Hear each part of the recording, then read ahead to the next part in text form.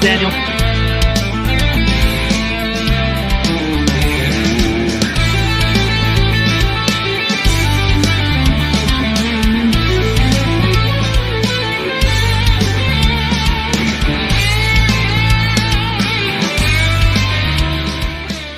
All right, auditioning some new bands some new bands that have approached us and asked us to see if they could audition for the opening of the show, and so we said, "Hey, give it your best," and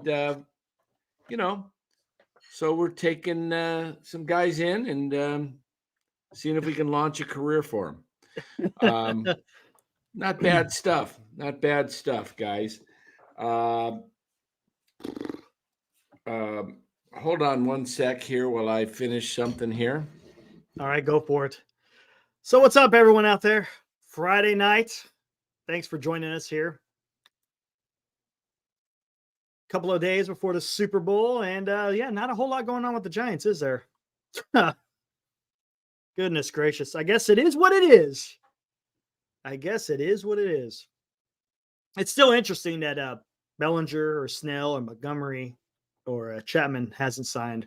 Some free agents are still out there. It's interesting. What's up, Morcatna?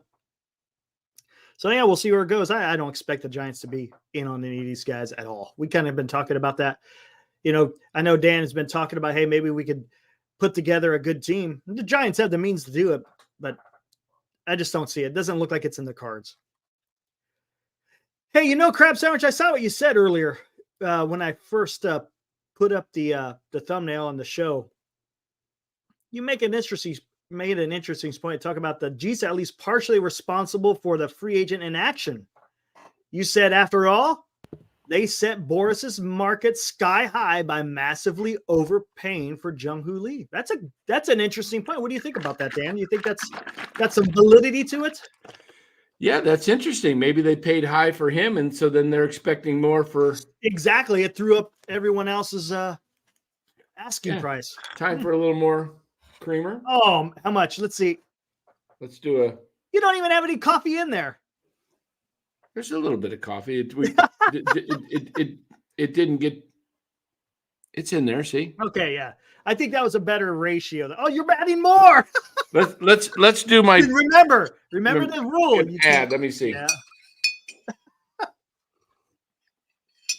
Yuck! I hate coffee.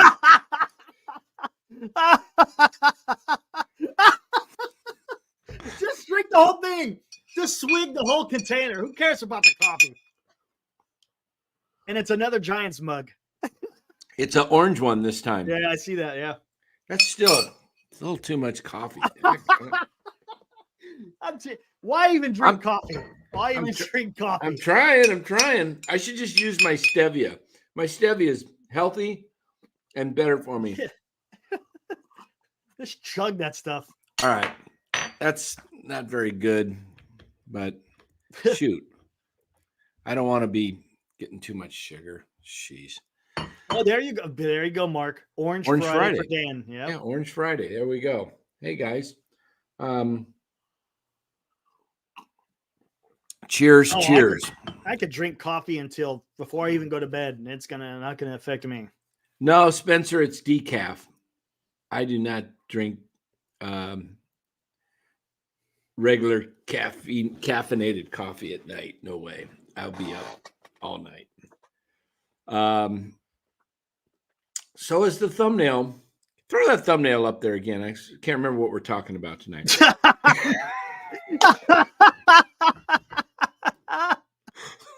That's kind of how it's been.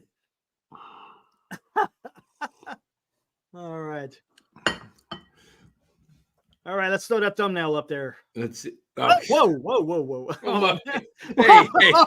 Whoa. We ran that guy out of town. Oh. Here we go. All right. Serious about winning. There we go. All right. Let's all right. I got it down now. Serious about winning. Ownership or the president of baseball ops. Guys, we're going to make a case tonight and talk about a little bit before we go off on some other tangent. Not on this show. Are the Giants serious about winning? Well, some would say, yeah, they've been trying. They've tried to get Ohtani. They tried to get Yamamoto, and they just didn't land them. And those were the two guys. And they got Jung-Hoo Lee. They got one of the guys they were really serious about. And, what they're trying. Are they really, though? Are they really? They brought in Jung-Hoo Lee at $19 million a year on average. And there's other players out there like Jorge Soler, like a Cody Bellinger, a Blake Snell, heck, a Rhys Hoskins. I mean, if it were me, Eric, I would have signed Hoskins and Soler. Why not? I would have just like, okay, you know what? I'm going to stick. You know what? And if you don't want to go sign Bellinger because maybe you're afraid of getting stuck with that contract for too long, and maybe he doesn't perform to the numbers that you're paying him, why not stick Hoskins at first, put Soler at the DH, and you could have used Lamont Wade in the outfield. Yeah, it's possible. But if you think about it, Soler and Hoskins is kind of right up what Faron loves, right? The three true outcomes: strikeout, walk, home run, right? Well, no? I mean, isn't that kind of what they got the power? I mean, I thought they got the power. It made sense for them to go out and sign Hoskins and Soler, in my opinion, because not long-term contracts and not huge not big, what did Hoskins sign for? $34 million? Yeah, something like that, right? 2 years. With an opt-out, yeah. Yeah, 17 mil. I mean, and then you could have done the same thing with Soler. I just, that sucks. Hold on. Yeah, no, we know that, Matt. We're just talking about in the beginning. Hey, what's up, Mike? That's the issue. They had a way forward, I think, a little bit in the beginning, but maybe I don't know. Who knows? I just don't. Speculation. But think about this. What they're doing. We looked at the non-roster invitees to camp last year, or last night, and we see that not. You know what? I just don't like that cup of coffee tonight. I'm not going to drink it. It's not I think it's a little too bold. The coffee, it's very strong. I didn't make it, so it's good. Put hair on your chest. I got plenty. It's from the coffee.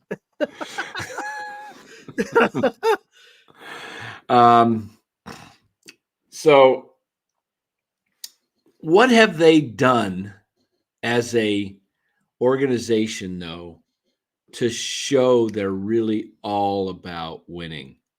When you see with the Diamondbacks and the Dodgers, two teams in your own division, that you're going to be, forget the Dodgers. You're not in the same league. You're not even going to compete with them.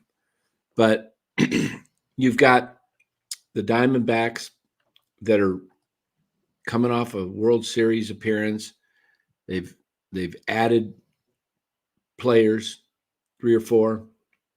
Giants have added starting rotation. Yep. Yeah, Giants have added here and there. I mean, Lee.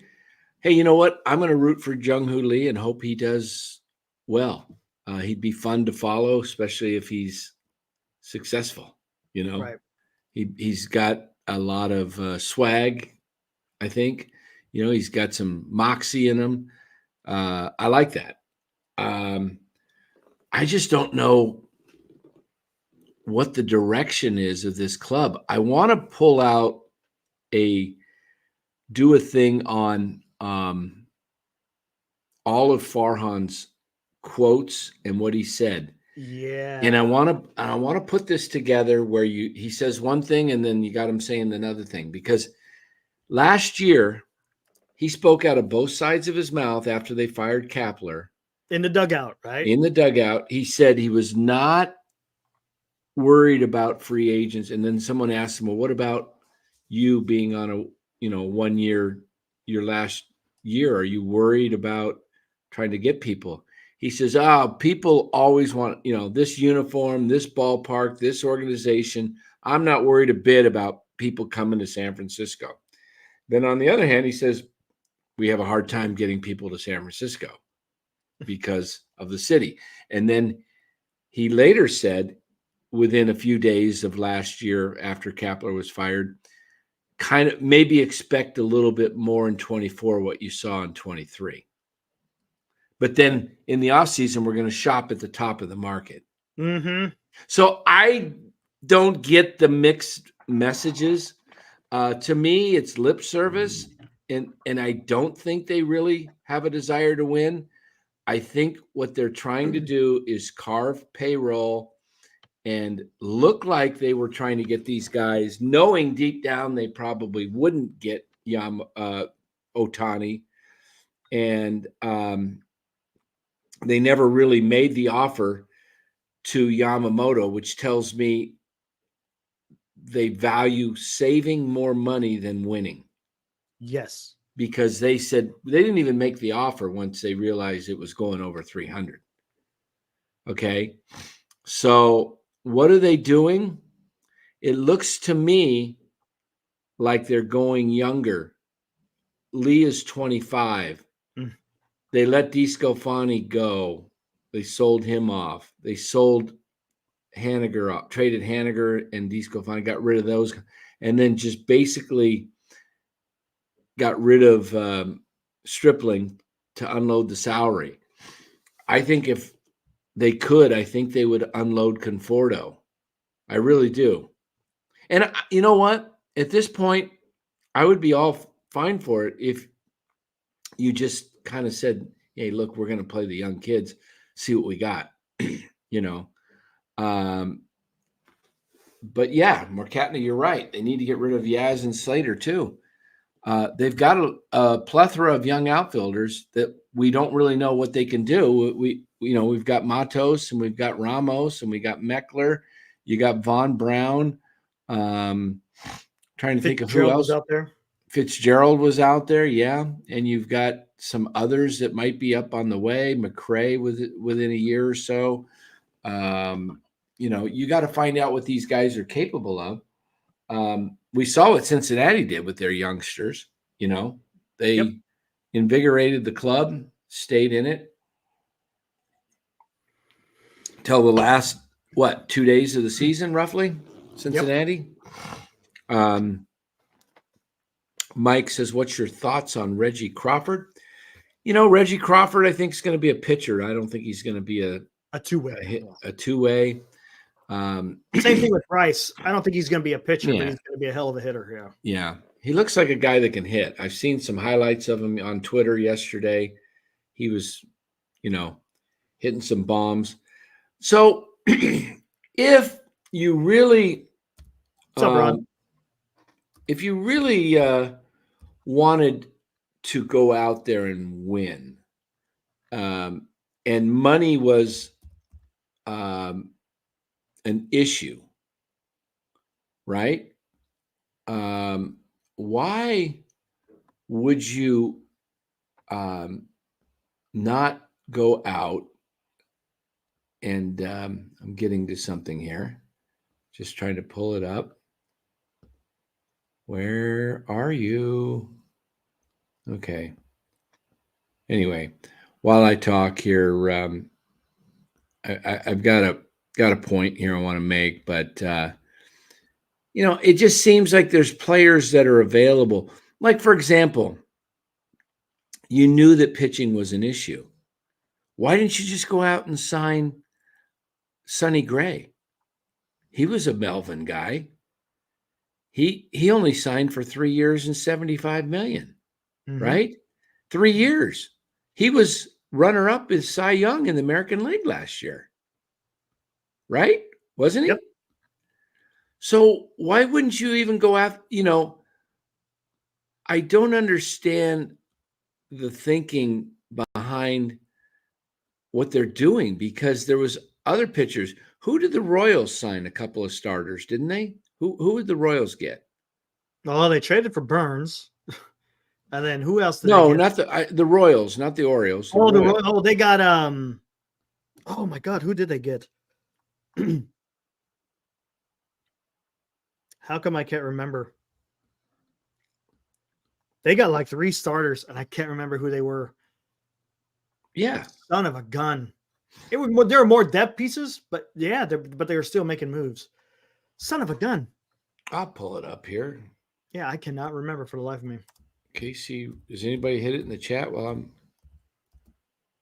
I'm let's see. Who did they add? Okay, they've added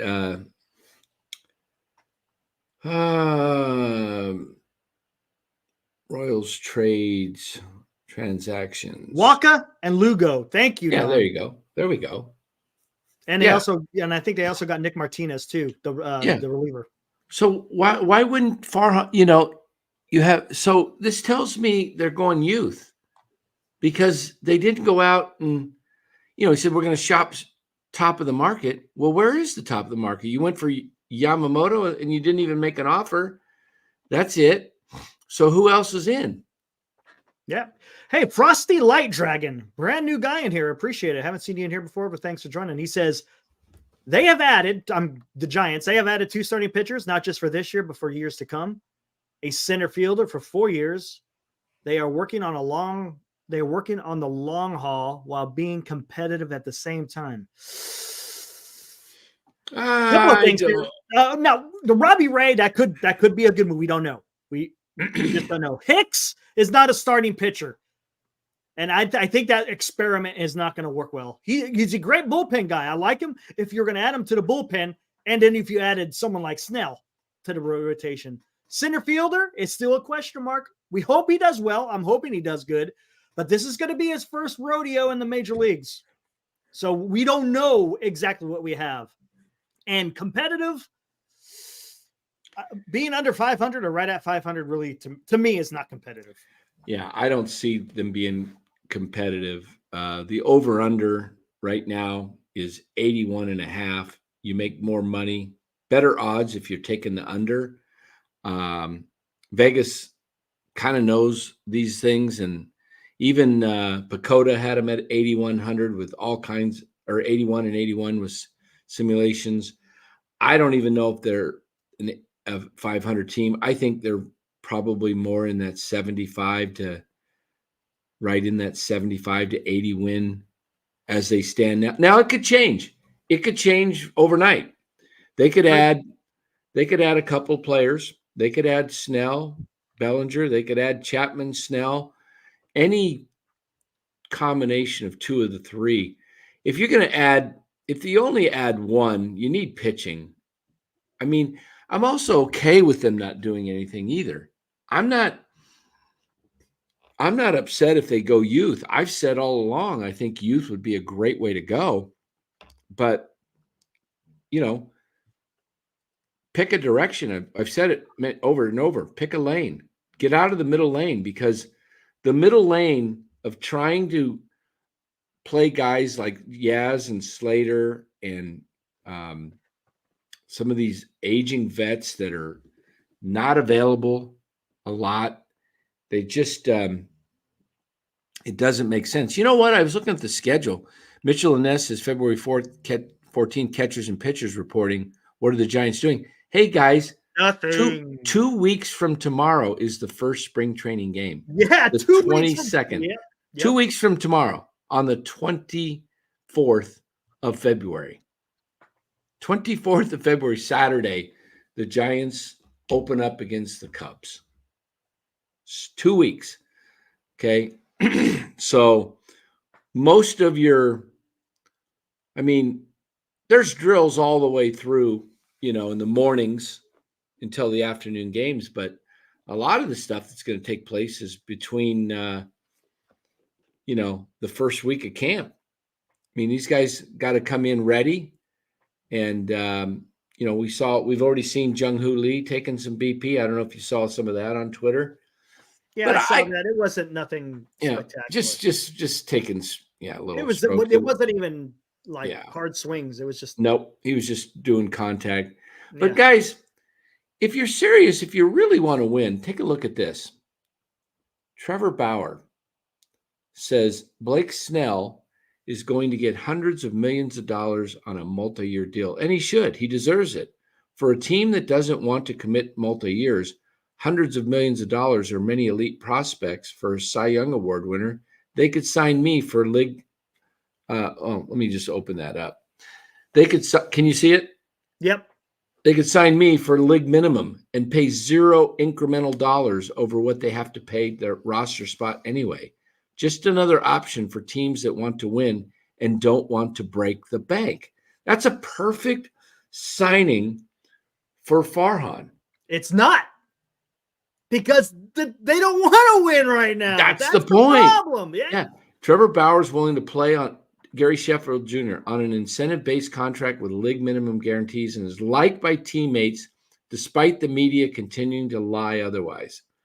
That's risk-free. Signing a player fans perhaps dislike is not a risk. They aren't going anywhere long-term. I think Bauer would be on great behavior. There's no way they touch him with a 10-foot pole. Not in San Francisco. No. And,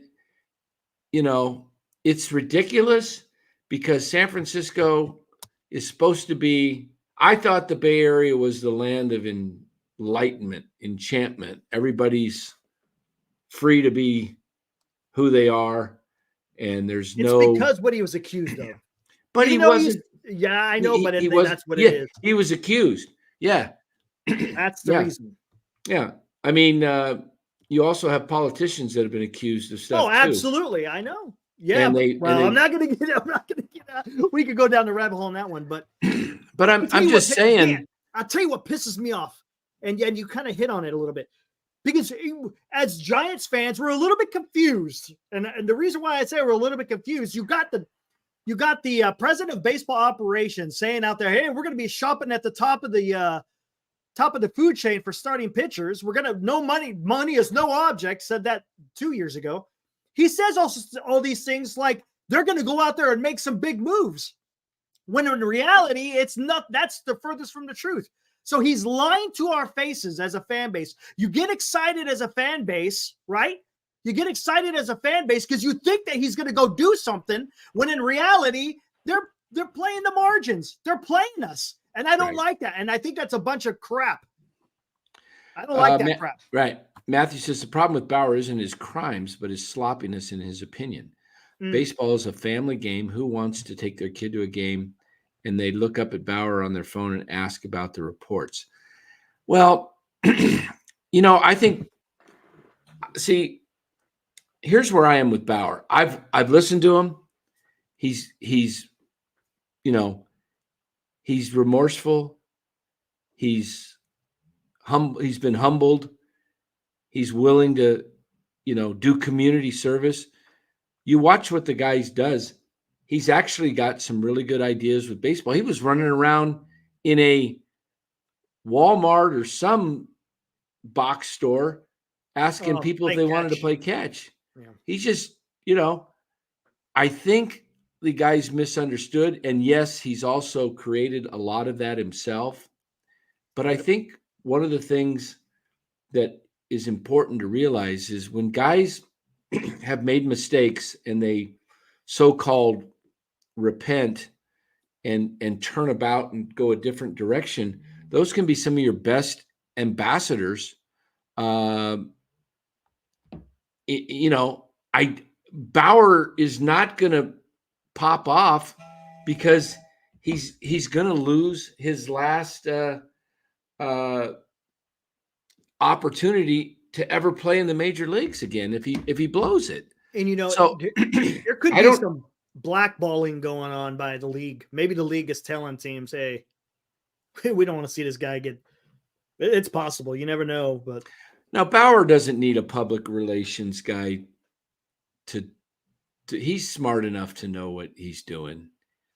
He's out there. He's been making comments. The guy's very well spoken. That's a he's good point. Confident. What's that? I'm sure there's more about the Dodgers know a lot more than we do, and they are in the win mold. No, I don't think the Dodgers would sign him at this point just because they turned a corner when it would organizations, you have to realize it makes them look bad if they all of a sudden turn around. Oh, we totally dropped him. And then if we take him back, but they'd still pay him when they dropped him, right? Yes. And if they take him back, it could be open up for a lawsuit because it was like wrongful firing. You obviously wrongful termination, something wrongful like that, termination.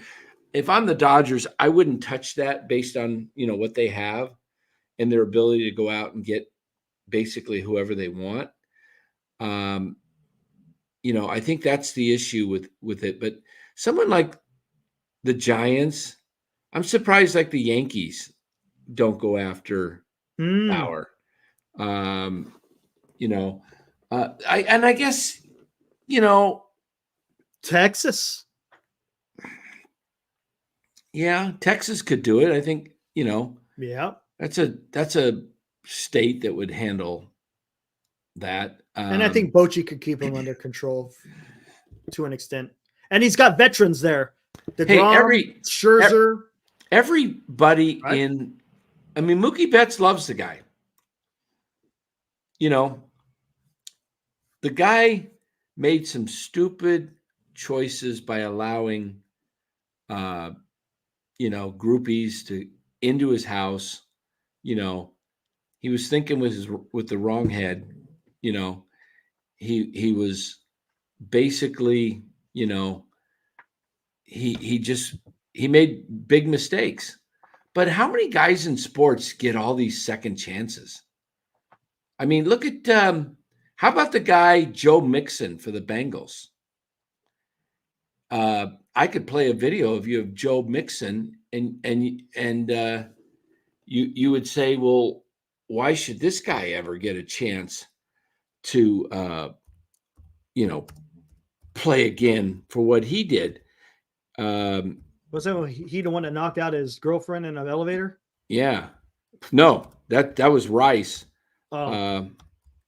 Adrian Peterson. He got shipped off. He's done. Here, let me show you something with Joe Mixon. This is a video off YouTube. We could show this, right? It's just off of other people's. I was playing stuff on other people's stuff too, and I got shut down, man. Well, let me see. Hold on. We'll just hold on here. I mean, I hate to bring up something that old, but can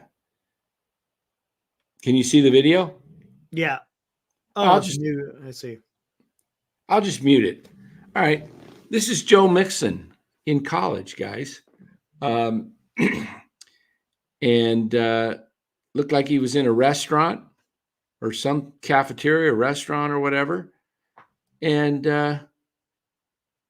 this guy was given a second chance.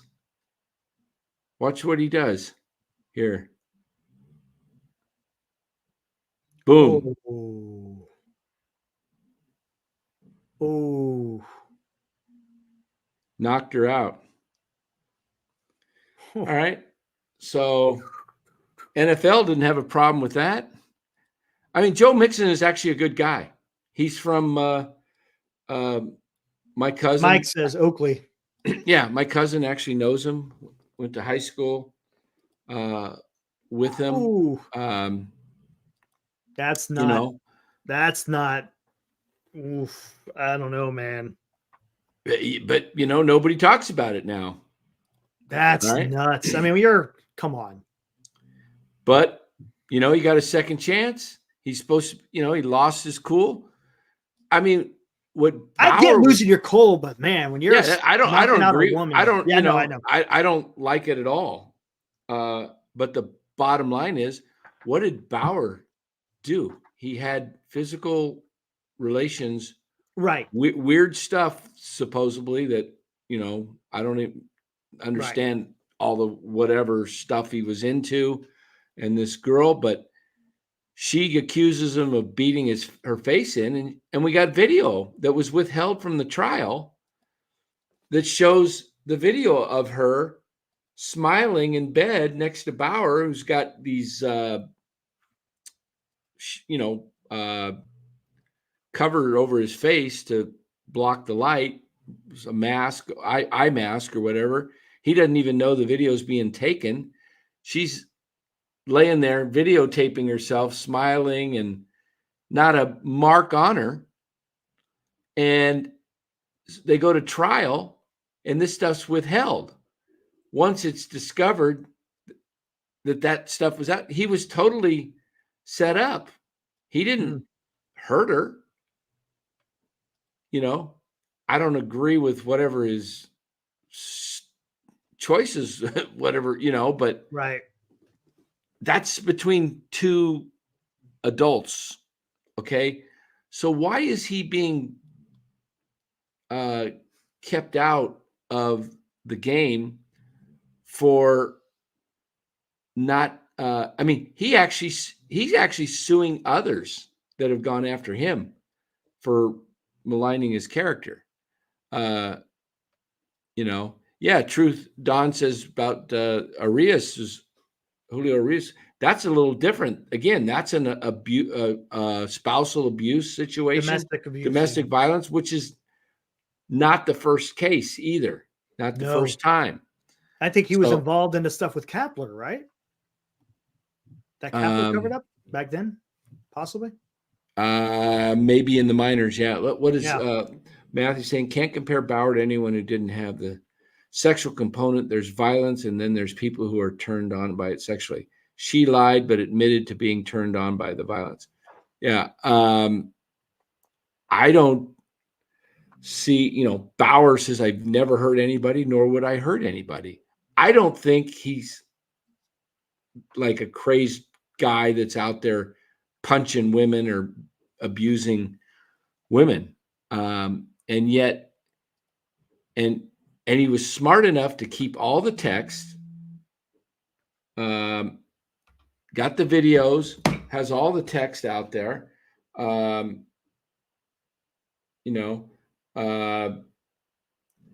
I say, I'm not a huge, I don't know enough about Bauer to say I'm a big fan of his or I dislike him. I'm kind of neutral, but I think I would be more on the side of this guy's a gamer. You need pitching, San Francisco.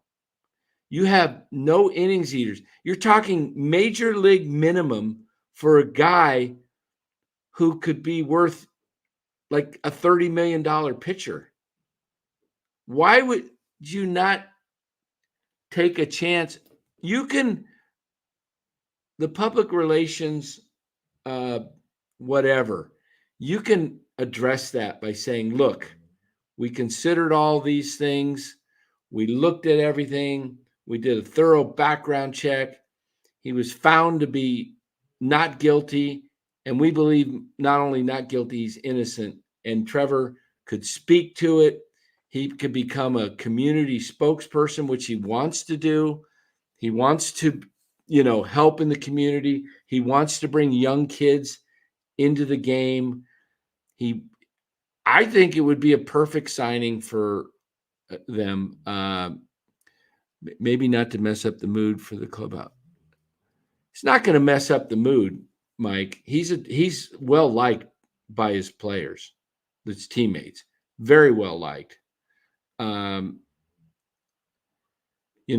point, Aaron.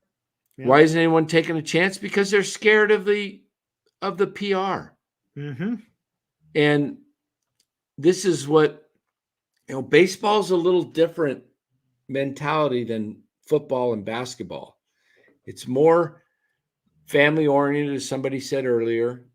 It's more, let's just be honest, it's more rural. Yeah. Right? It's a rural sport.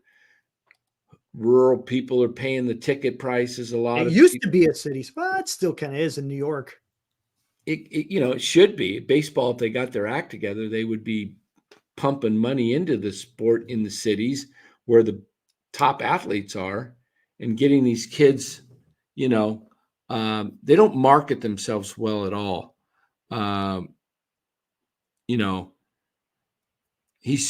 Senior says he's 33 and out of shape, according to the latest video. I don't think you can look at somebody's a pitcher and look at his stomach and say out of shape. Look at Rick Russell. Look at Johnny Cueto. Look at Jordan Montgomery. Yeah, there's a lot of pitchers that got a little bit of boiler. They got a boiler. I mean, shoot. How about wouldn't Julio Urias had a little bit of now? A boiler? This makes sense. Most teams don't think the risk reward isn't good enough. That I can see. I think it is, though, for a good team that needs a pitcher. I mean, like the Yankees. The Yankees. Northern Lights Entertainment says, "Can I bring up the stats?" Yeah, we could bring up the stats. There you go. For Bauer. I mean, we're probably not going to get. We don't have anything for a couple of years on him, right? Yeah, it's going to be 2 years. So I think his last year was what, 21 then? I mean, we got halfway through 21. We got in Japan last year. I don't think they'll show those stats. There we go, guys. 21, yeah. Yeah. I mean, look at the ERA, 2.59, 107 innings pitched. He had 137 Ks, 37 walks. He was pitching really good for LA. I mean, that was the year. I mean, I was kind of, as a Giants fan, we were all happy that he wasn't going to be there because they were, competing for the championship with the title with the Giants. But I mean, if we look at his overall body of his career, 162 game average, 203 innings pitched. So he eats up innings. He's a lot of strikeouts. ERA is under 4.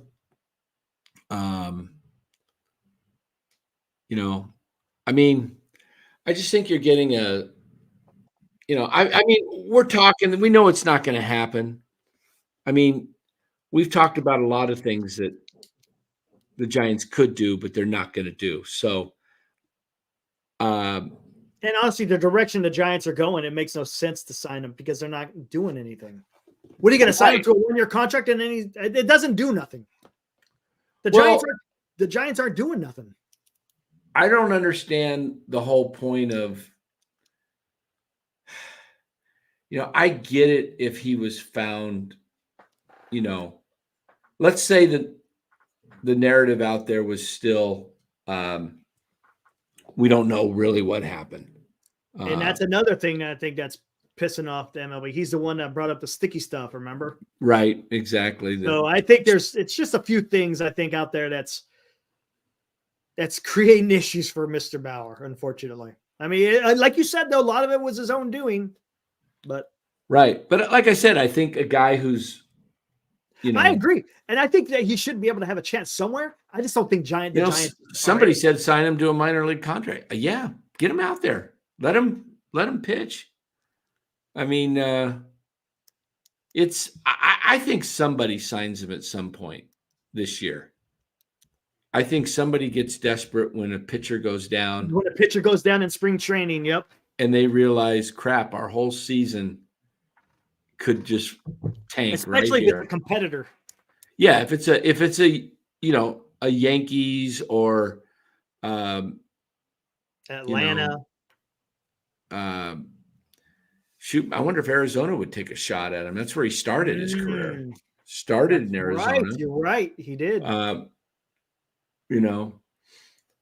anyway, I mean, I guess the bottom line, the point is back to our subject at hand. I don't think the Giants are that serious about winning. Right. And winning. We're just getting sold a bill of goods all the time. I'm tired. I mean, I've come out and said it. Faron's a liar.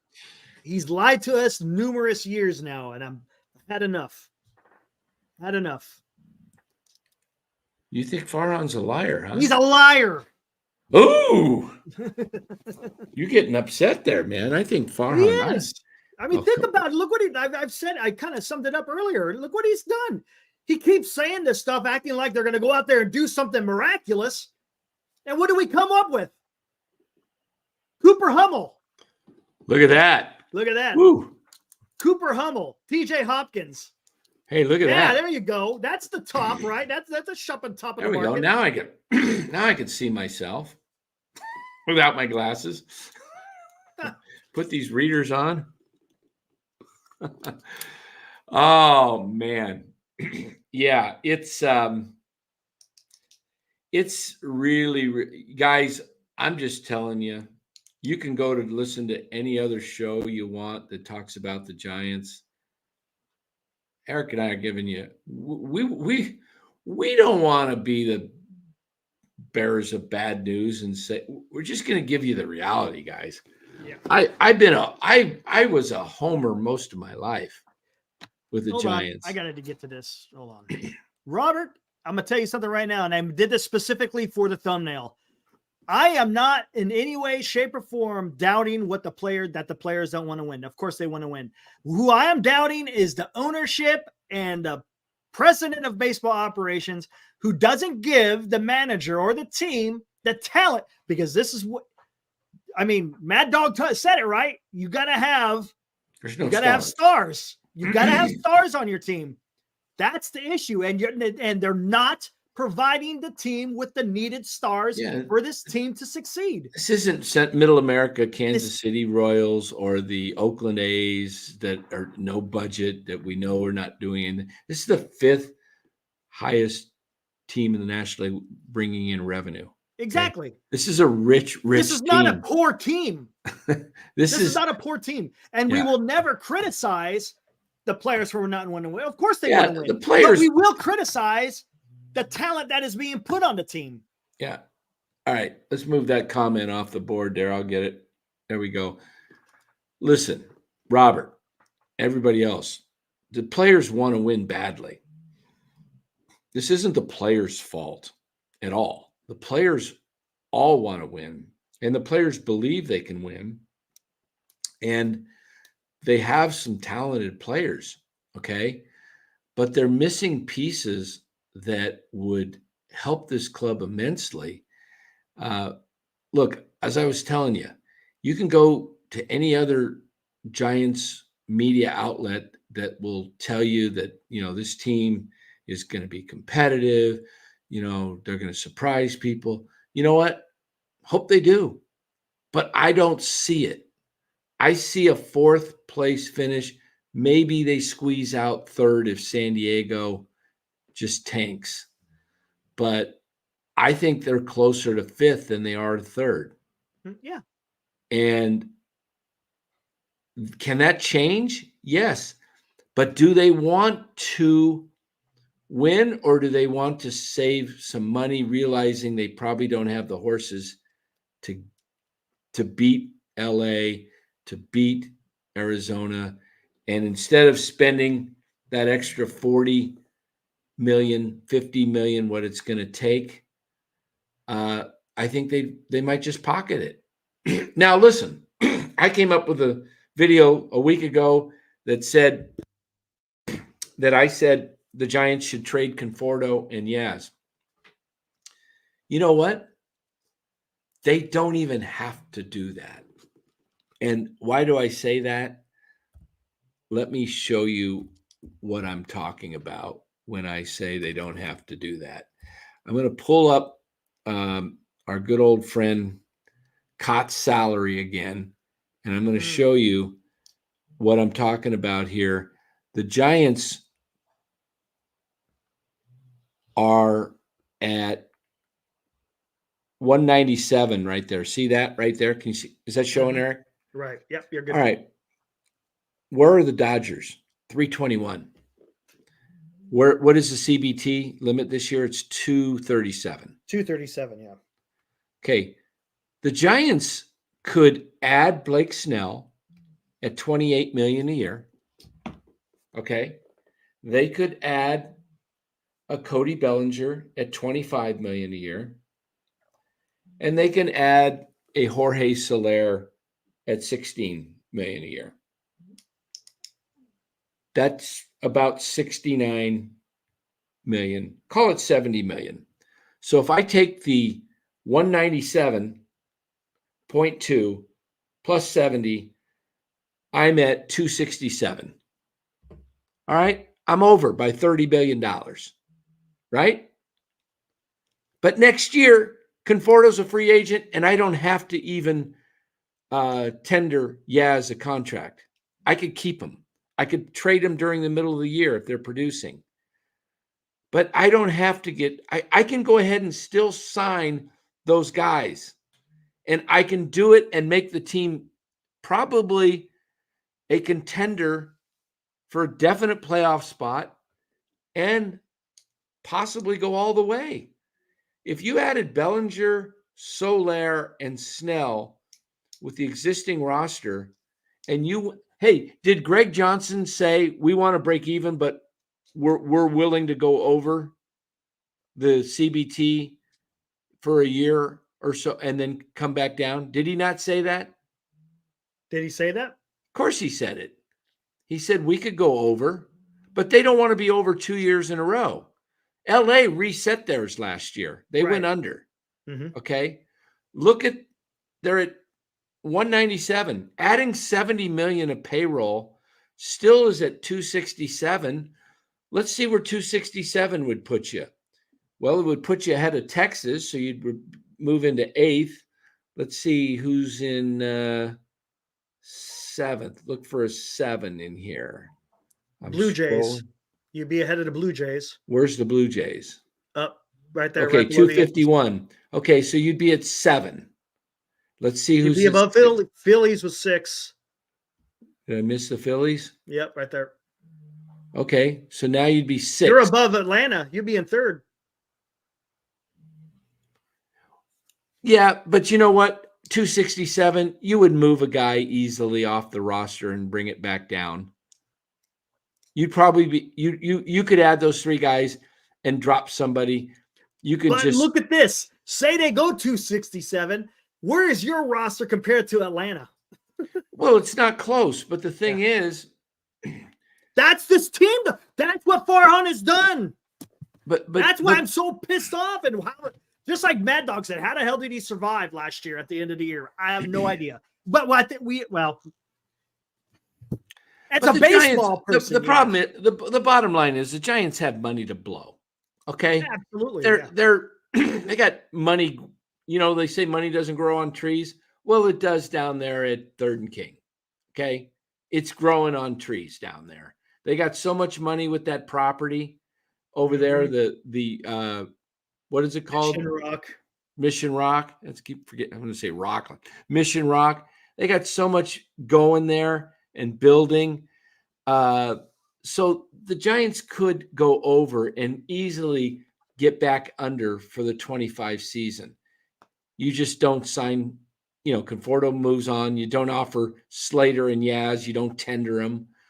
I mean, the bottom line is on this, guys, is the Giants do not want to win that badly.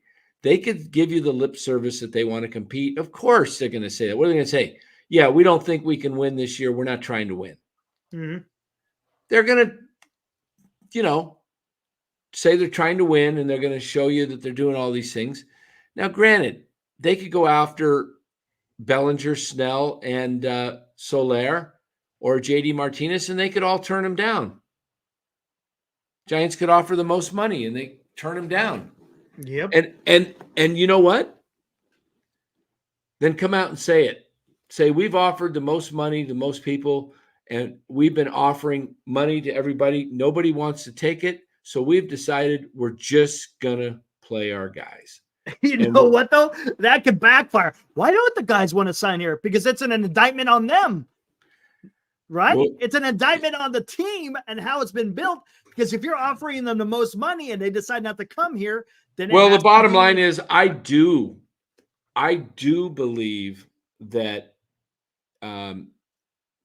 that the players do not want to play for Faron. Correct. I do believe that. And here's why. I'm going to tell you guys why. I'm going to tell you guys exactly why. Faron completely, players talk, and they don't want to be screwed around with. Pitchers came here, were used as openers, were used as the third and fourth inning. They had openers. They were starters. Yep. They were piggyback. There was all this crap. They didn't know when they were pitching. Hitters were brought here and they're platooned. And you know what? Players just don't want any part of it. And they talk to other players and they see the mess. And Kapler had a lot to do with it. It could change over the next year or so with Melvin as things, if things turn around this year and people see that, hey, yeah, that's a pretty cool place to play. Melvin's a good guy to play for. But it's too fresh. You had 4 years of Gabe. What, right? 21, 2021, 22, 20. Yeah, 4 years of Kapler. And I'm telling you, Kapler's just, he comes from a different, I don't know how to say it, but he's unique. Just say it that way. Good work. He's unique. And guys want to play with fun guys. Either they want to play with somebody who's fun and enjoyable or who's, kind of tough that is going to push you. They don't want just somebody that's just like, everything's just tension, odd. Mm-hmm. So there's a possibility that the people won't come and the Giants will have to build it with their farm system. And there is a possibility that Faron has maybe come to a place where he's realized that players aren't coming to play for him. I'll say this too. Faron is I would consider him a baseball nerd or geek, not a real baseball man when it comes to he's not a Brian Sabian. You had the best of the best and you let him go. That's another reason why I don't understand what the Giants are trying to do. Yeah, they had some down years. Okay. Why would you get rid of Sabian after basically you brought in Bobby Evans, who was basically a disaster? But why would you? I don't know the facts if Sabian wanted to step down and get away from it, or the Giants were pushing Sabian. Well, Ned kind of talked about it in a couple of interviews that we had with him. Is he got tired? He just needed a break. Some people just need a break. You've been at it for a long time. You need a break, a breather. Maybe have someone come in for a couple of years, and then he could come right back. The best thing they could have done when Bobby Evans was out, they should have either hired Ned or Sabian or both and let them run the show. Why? Change of direction. Because they went through a downturn and rebuilt it. Mm-hmm. After the 2004 season, the Giants went for 4 years of losing seasons, 5, 6, 7, and 8. 4 losing seasons. But what were the Giants doing during that 4 years? They're drafting. They were drafting and retooling And then 09, they won 86 games. 10, they won the World Series. 11, winning season. 12, World Series. 13, winning season. 14, World Series. 15, winning season. 6. So they went 9, 10, 11, 12, 13, 14, 15, 16. 8 winning seasons in a row. Okay? What did Sabian start off his career with? Mm-hmm. How many winning seasons in a row? Didn't he have like 8 or something like 8. that? I've said it many times on this show. 97, 98, 99, 2000, 01, 02, 03, 04. 8 winning seasons. So he went 16 out of 20. 16-4, right? 16-4. What's that percentage? That's 80% of winning records. Faron has a 20% winning record. 80%, guys. Okay? And you dumped them. And you dumped a top 10 all-time manager. And you dumped him for Gabe Kapler. This organization, you know what? I need some sound effects. Here they are. Oh, I got it. Get the volume up there. I got it. I just got to find where it went. Come on. Why can't? Come on. There we go.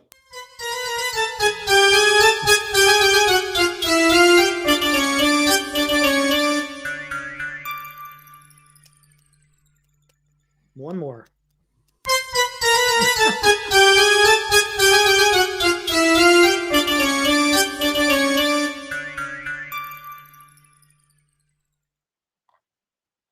All right, just got a text from our old buddy Lou.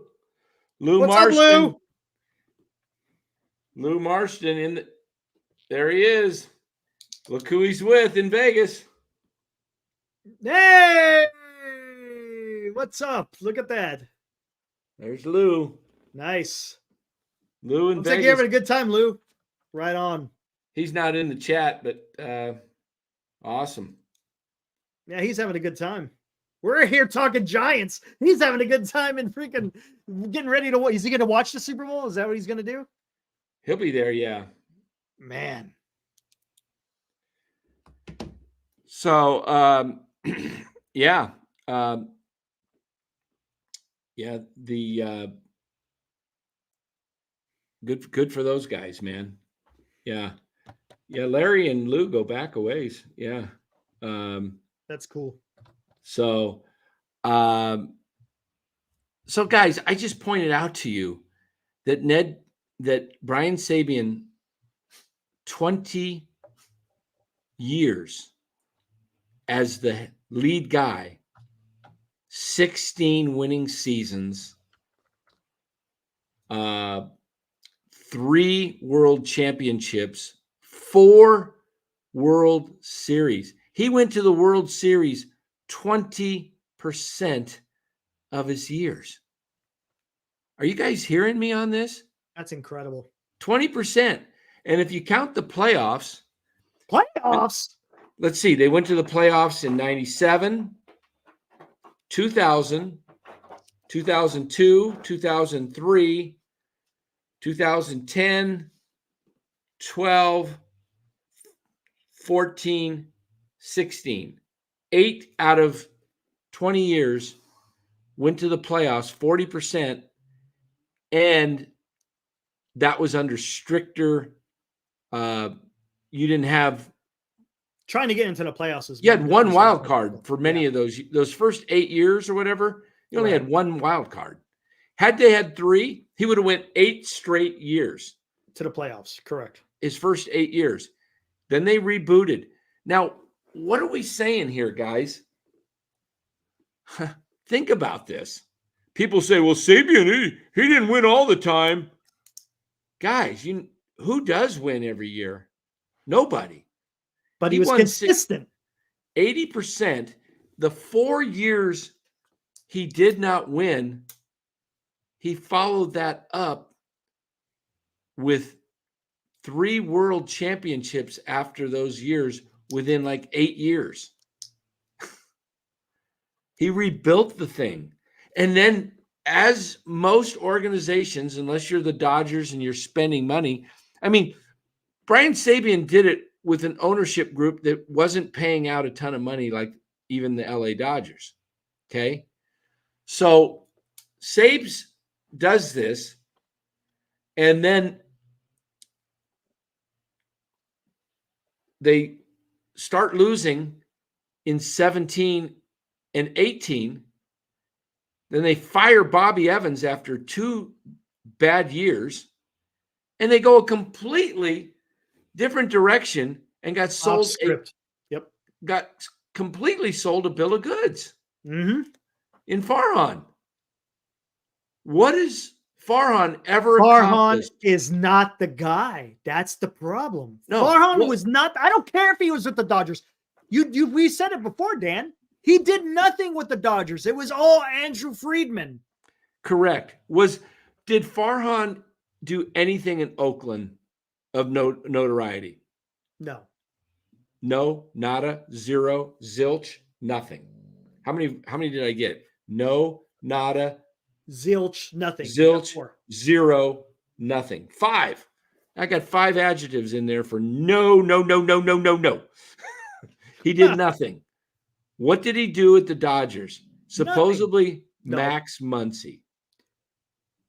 That's Andrew Friedman. Well, Muncy, I think I'm sure he had input. Don't get me wrong. I think he had some input on Muncy because. But the guy who makes the decision was Andrew Friedman, not Farhan Zaidi. Right, but you're going to take suggestions of your general manager. I mean, Correct. Muncy was a no risk. They brought him in, they brought him in on basically a minor league deal or whatever they brought him in on. I don't know. But the Dodgers were able to do that because they already had a team that was somewhat worth something, Try to see you later says Farhan traded Yordan Alvarez. He was the one on the phone. Interesting. Nothing gets done without the head guy, given its approval. But Farhan has done very little. Look at the guys he brought into the Giants that actually looked like they might be successful deals. And he's already gotten rid of them. Mauricio Dubon. Brought him in, got rid of him. Prelander Baroa. Gone. Picked him up in a deal. Gone. Gregory Santos. That was a previous regime, though. That was done by Bobby Evans for Nunez. Gone.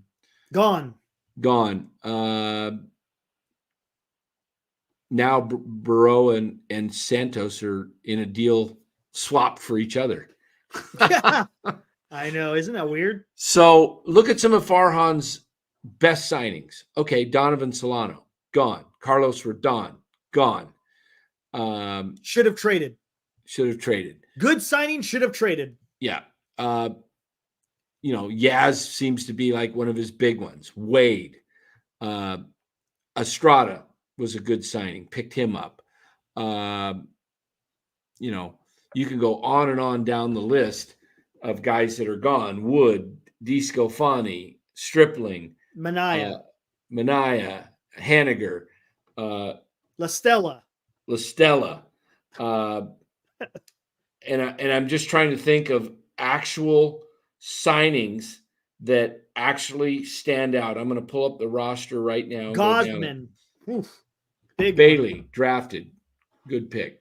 Beck, that was a trade for Mark Melancon. Cobb's been okay. Conforto hasn't done anything yet. J.D. Davis was a good trade. I'm not going to. Okay. Duvall, no, he was already here. Estrada, good trade. Fitzgerald was a draft pick, might turn out. Flores, that seemed like a good pickup. Harrison, very, very good pickup. Hicks to be determined. I think Hicks will be great in the bullpen, like you said. Sean Jelly, I think, was one of his first picks. If I'm not, Jelly was here. I'm sorry. Oh yeah, no, I think Jelly was here. Yeah. T.J. Hopkins, Cooper Hummel.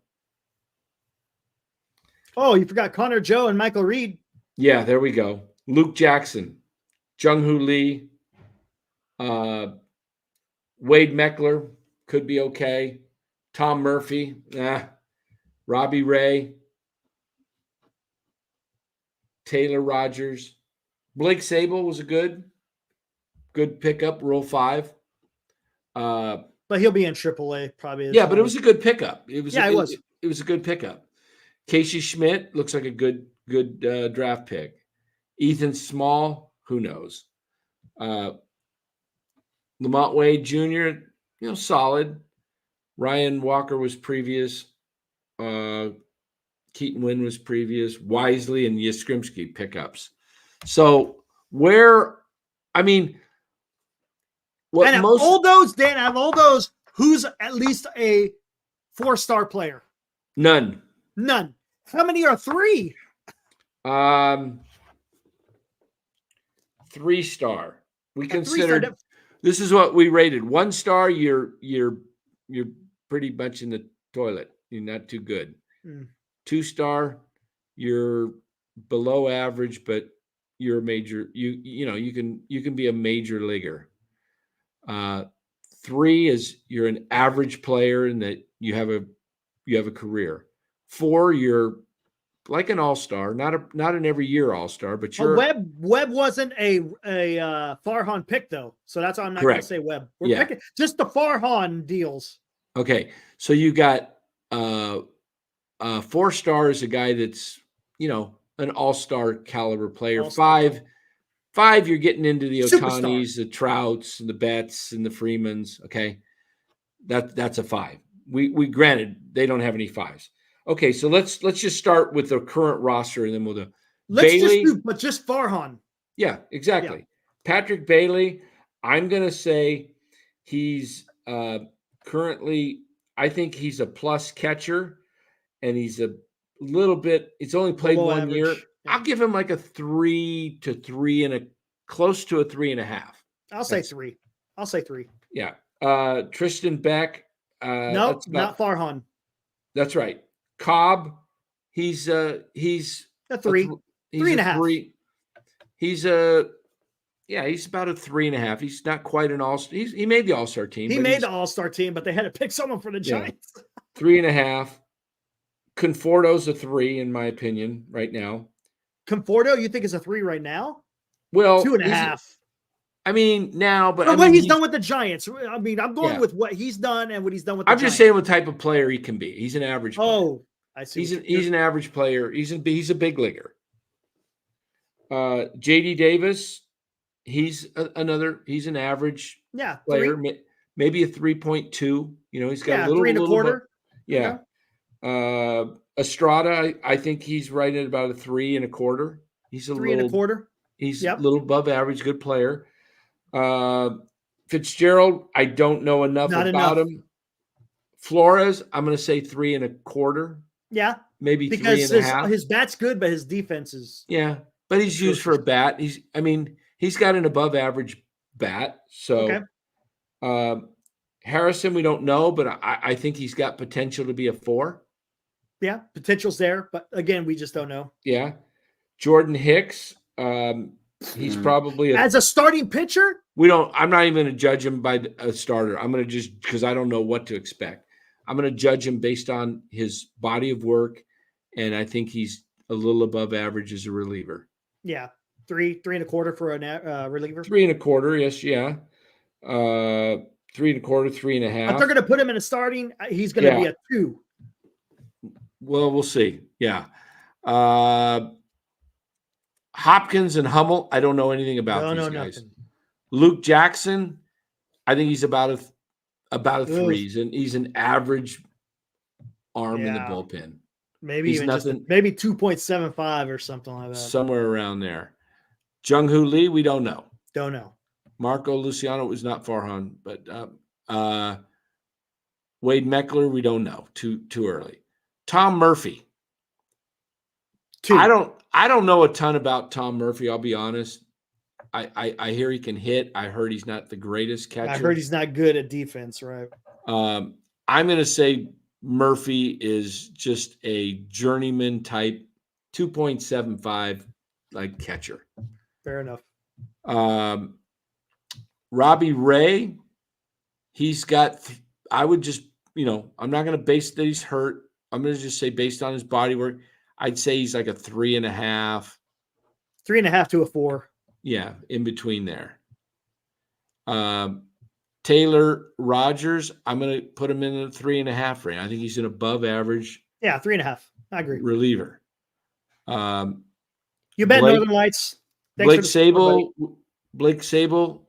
Don't know. Don't know. Little young. Casey Schmidt. He did have a long look.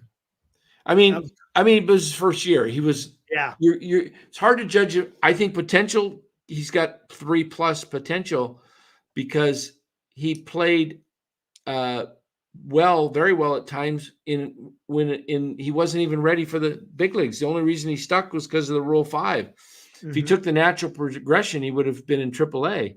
So, thank you, Northern Lights.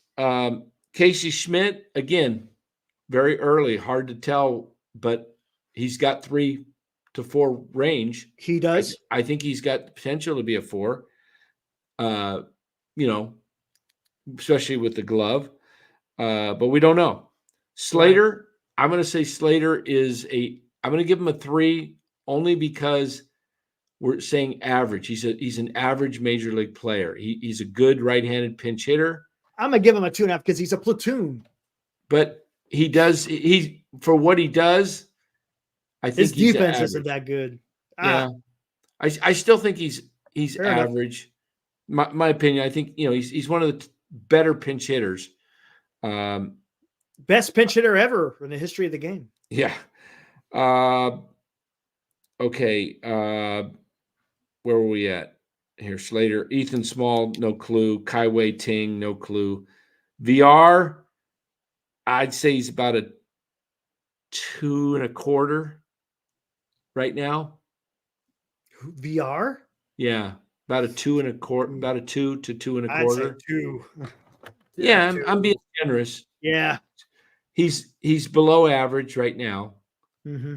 He has potential to be an average player. Yeah. If he starts hitting and hits the long ball, he has the potential to be a 3.5. He can go as high as a 3.5. If he really found his swing. Right. But he's probably closer to a 2. You're probably right.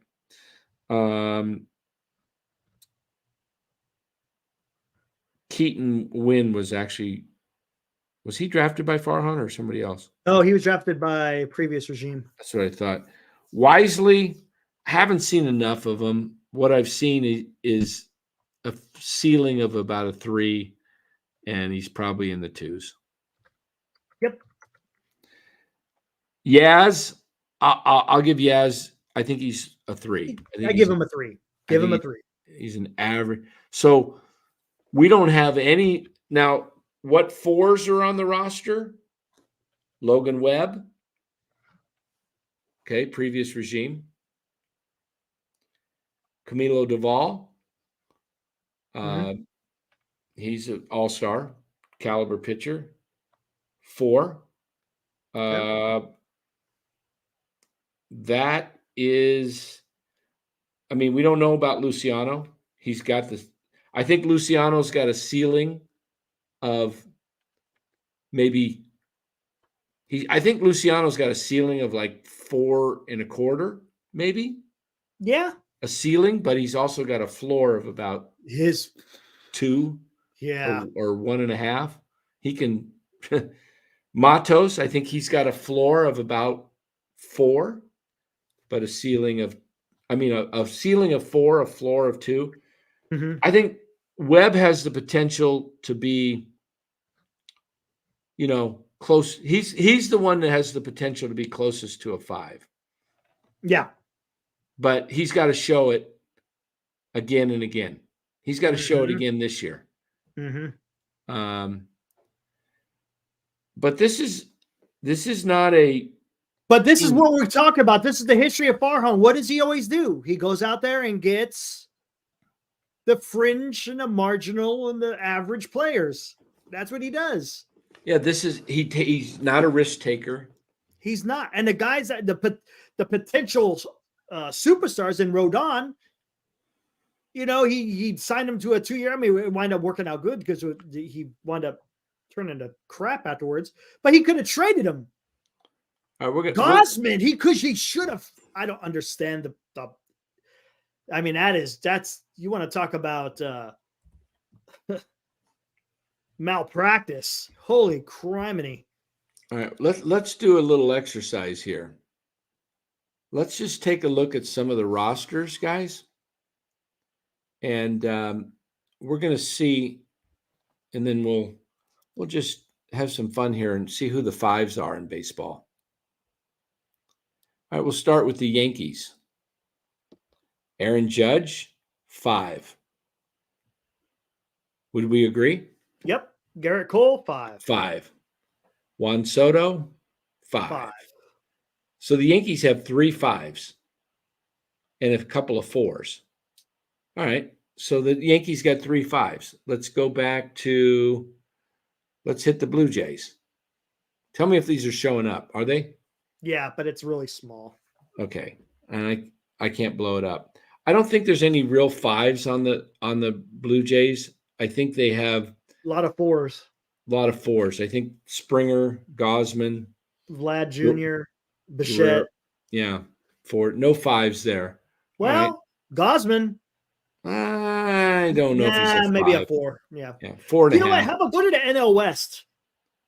NL West? You don't want to go That's through every competition. Well, how about we just start with San Diego? I just wanted to see how many 5s are in baseball. Oh, fair enough. So we got 3. We go to Boston. Is Devers? I don't think he's a 5. He's pretty damn good. He's a 4.5. Hold on, let me bring this up. He's pretty damn good. Well, as you do that, I'm going to move along. Tampa Bay. They had one, but he wandered away. Yeah. Yeah. No 5s there. No 5s there. Baltimore. We're getting is Burns a 5? Yeah, Burns. Chat, is Burns a 5? Burns is a 5. Yes, Devers is a 5, exactly. Here, is Adley Rutschman a 5? Yeah. I mean, I guess.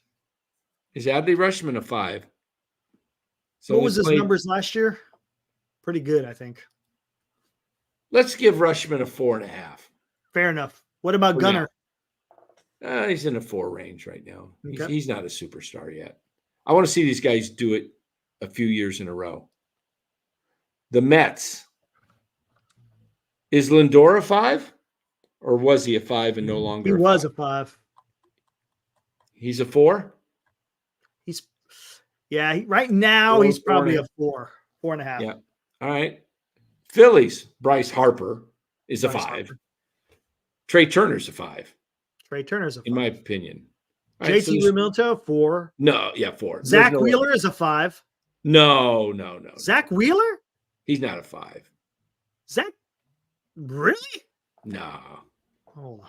Am I wrong, chat? What do you think? I think Wheeler's like a 4.5. I don't think he's a superstar.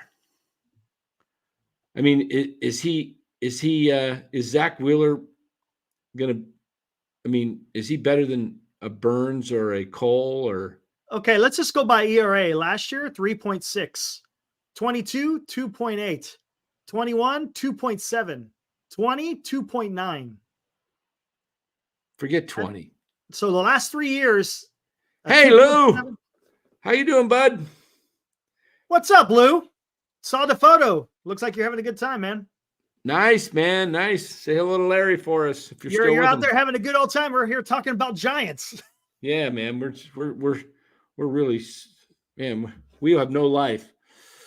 So he was Cy Young. He was number 2 in Cy Young in 21. Last year, 6. Is he a 5, guys? Put a poll out there. How many guys we got? Just put a poll in there. Is just put a poll in there. Gotcha. Is Zach Wheeler a 5? Is he a 5? A 4.75, a 4.5, or a 4? 4, 4.5.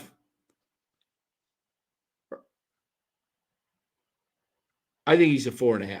You want to just do 3, 4, 4.5, and 5, or do you want to do 4? Yeah, I'll just go to 4.5. Yeah, that sounds good. Yeah, 4, 4.5, or a 5. I think he's a 4.5. I got 4.5, 4.25, and a 5. You got what? Or 4 3/4, I should say. 4.5, 4 3/4, and a 5. Only 3? Yeah. I mean, I don't think he's a 4. He's above a 4.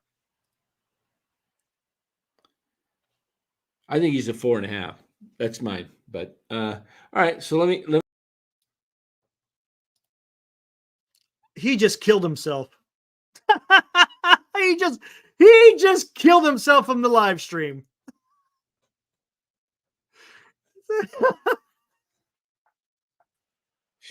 Hit the back button. I was like, you just you did. Oh my God.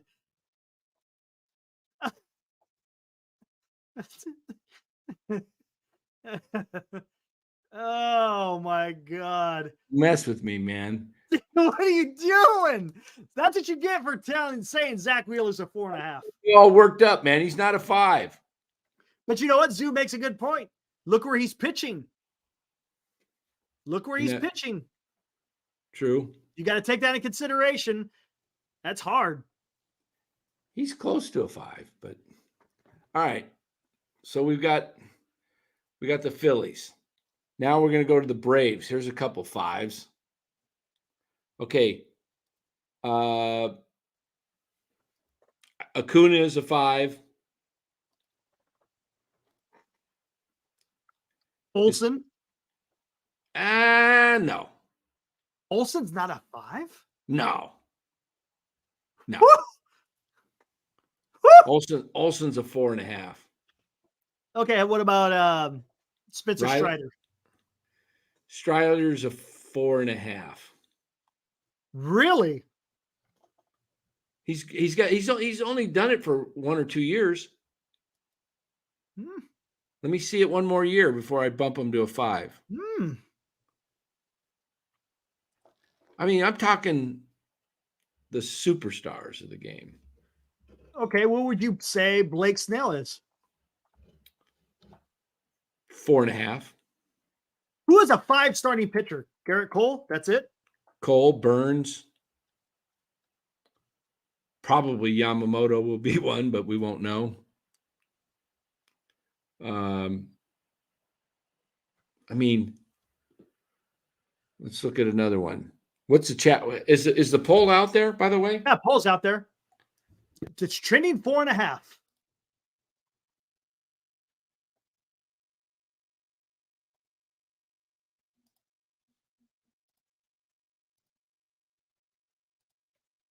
Are you there? Yeah, you're there. Okay. I'm messing with this. Oh, you're muted, I think, Dan. Oh, I was saying, I wish you were my teacher in school, man. I could have, man, I would have had a 4.0 with you. Let me see this. I'm checking something. D-shot, he didn't have an option for 4. Yeah, exactly. I wanted him to put 4, but Eric said 4.5 because this guy. What kind of teacher are you? Okay. Where are we at? Hold on. Let me see something here. Okay. This will be good. I got to. Okay. Here we go, guys. What are you doing?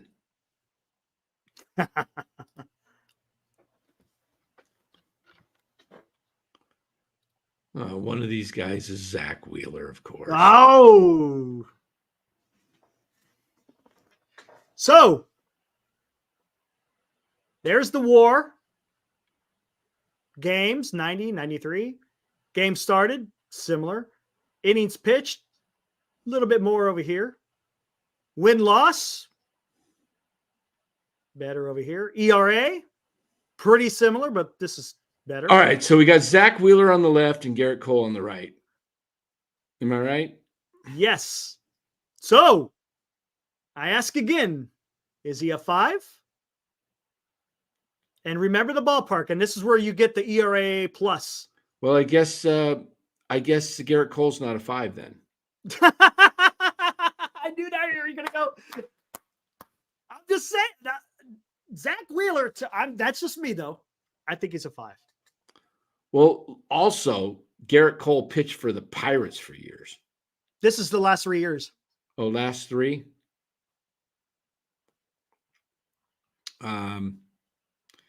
Statistically, the one on the left is much better. I mean, he's got a little bit, but the strikeouts are kind of similar. He's got them by about what, 55? But based on balls, he's better. Based on balls, he's better. Innings pitched, they're about the same. Game. I mean, yeah, you could say they're both similar. They're both very similar. I guess they're both 4.5s. Maybe we don't have a.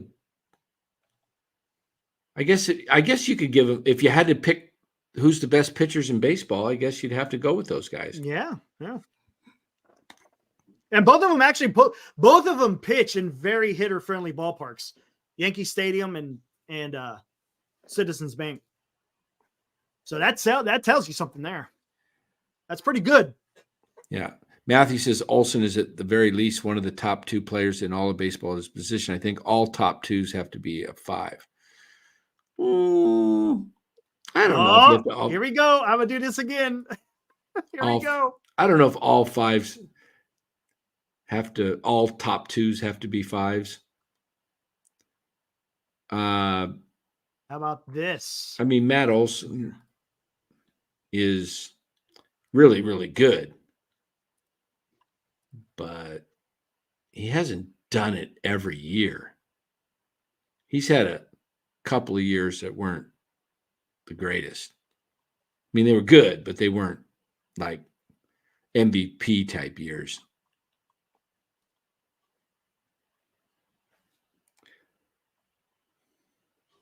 Oh, Man, what are you doing? I'm doing a new one here. All right. While you're doing that, I'm going to go back to, we did the Braves. Washington, we don't even have to look at Washington. They don't have any 5s. The Marlins don't have any 5s. White Sox is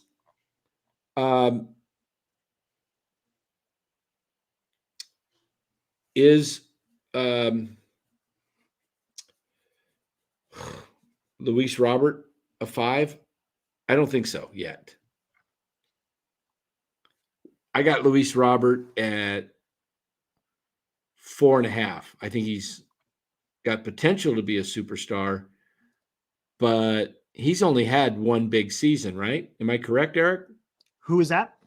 Luis? Yeah, Robert. See, he's been hurt a lot. I don't know. I'm going to give him a 4.5. That's me. Yeah. All right. So, who do you think these guys are, Dan? I think that is Freddie Freeman on the left and Matt Olson on the right. You are correct. Check this out. I am looking at WAR is similar. Games right on there. Plate appearances, more for Freddie. Look at the more batting hits average. for Freddie. Batting average, yeah, absolutely batting average. Base percent. Home runs, RBIs. Well, Olson's more of a power hitter. Yeah, he is. Stolen bases, yeah. OPS. I mean, I think Olson's right there. He's right there. I don't think he's compared to Freddie Freeman. Not yet. I think you can say he's a 4.75. He's right there. I want to see him. He has had a ton of home runs recently in the last 3 years. OPS plus, they're very similar. You know, somebody says, does Dan watch baseball? Olson and Strider.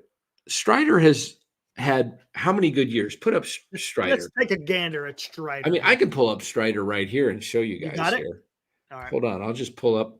And real quick, while you do that, here, let's hold on. Let me bring this up again. Who is a 5-star third baseman?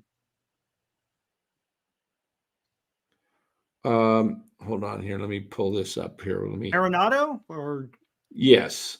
Let me do this real quick here because I can think one side of the brain at a time.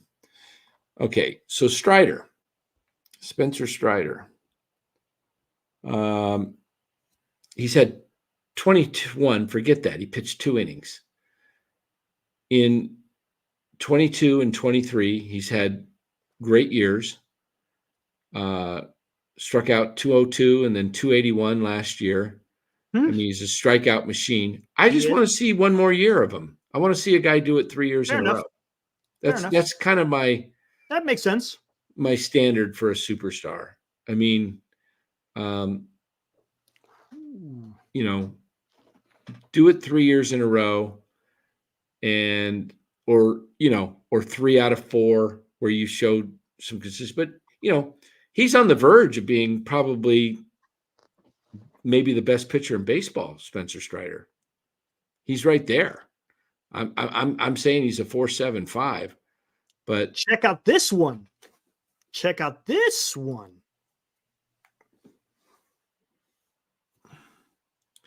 We're going third baseman.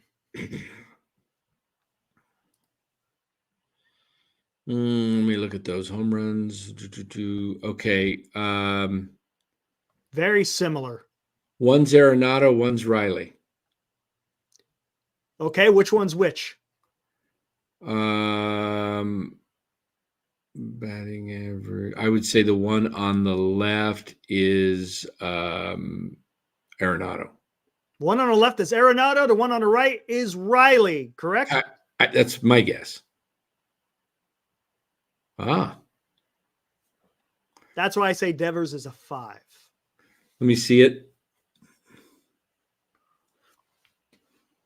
And he's also got 2 Silver Sluggers and 2 All-Stars.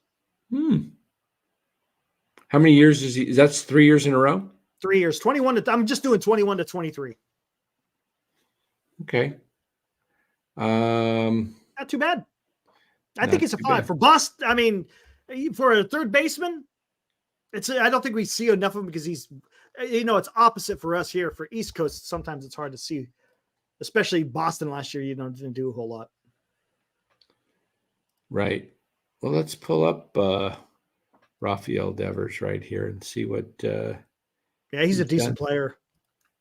He's 20. Did he sign that long? Did he sign a long-term contract? Because I know there was an issue, or I can't remember. He did. He's 27.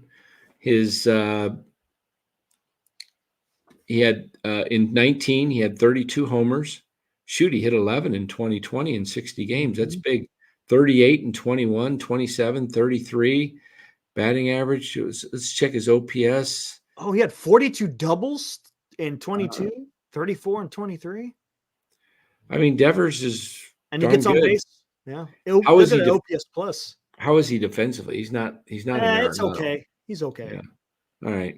All right. So we've got that Devers. Let's take a look at where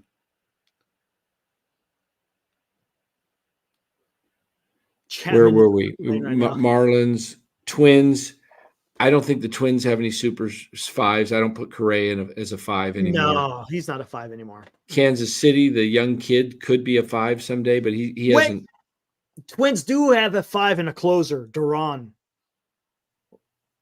Isn't that Duran, their closer? The dude throws harder than Duvall. How's he? I don't know how he's done for every year.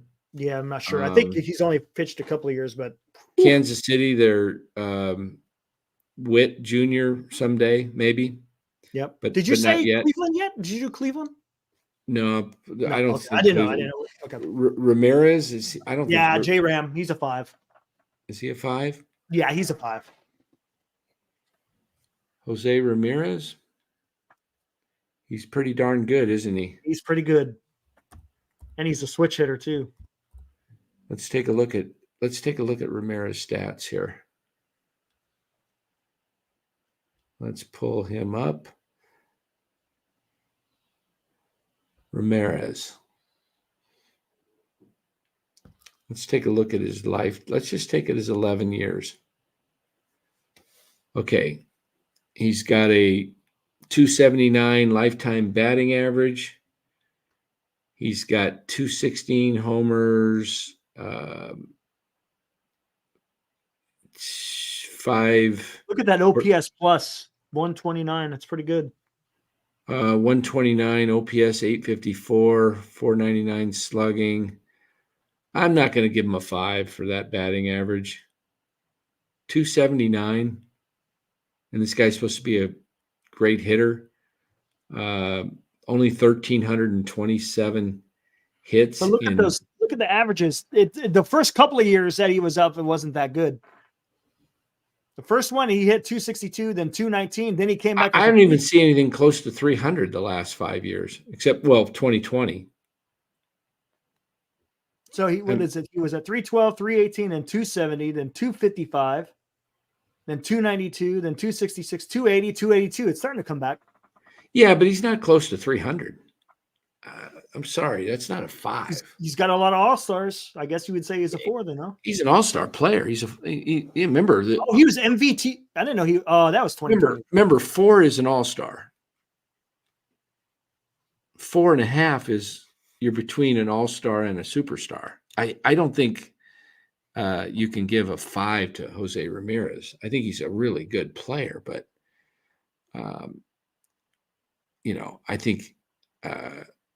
I think he's a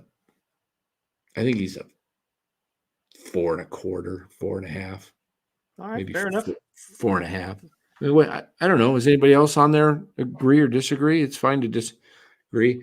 Let's take a look at. Oh, damn, the poll. I left 4.5 for Zach Wheeler.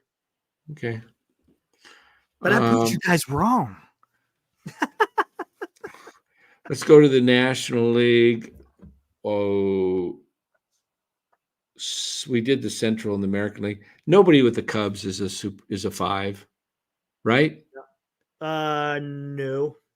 I mean, we could look at the Cardinals and say Arenado and Goldschmidt, but Goldschmidt's starting to fade. But he was 2 years ago the MVP. But he's been mostly I would say Goldschmidt's been closer to a 5 over his career, but not anymore. Yeah. Right.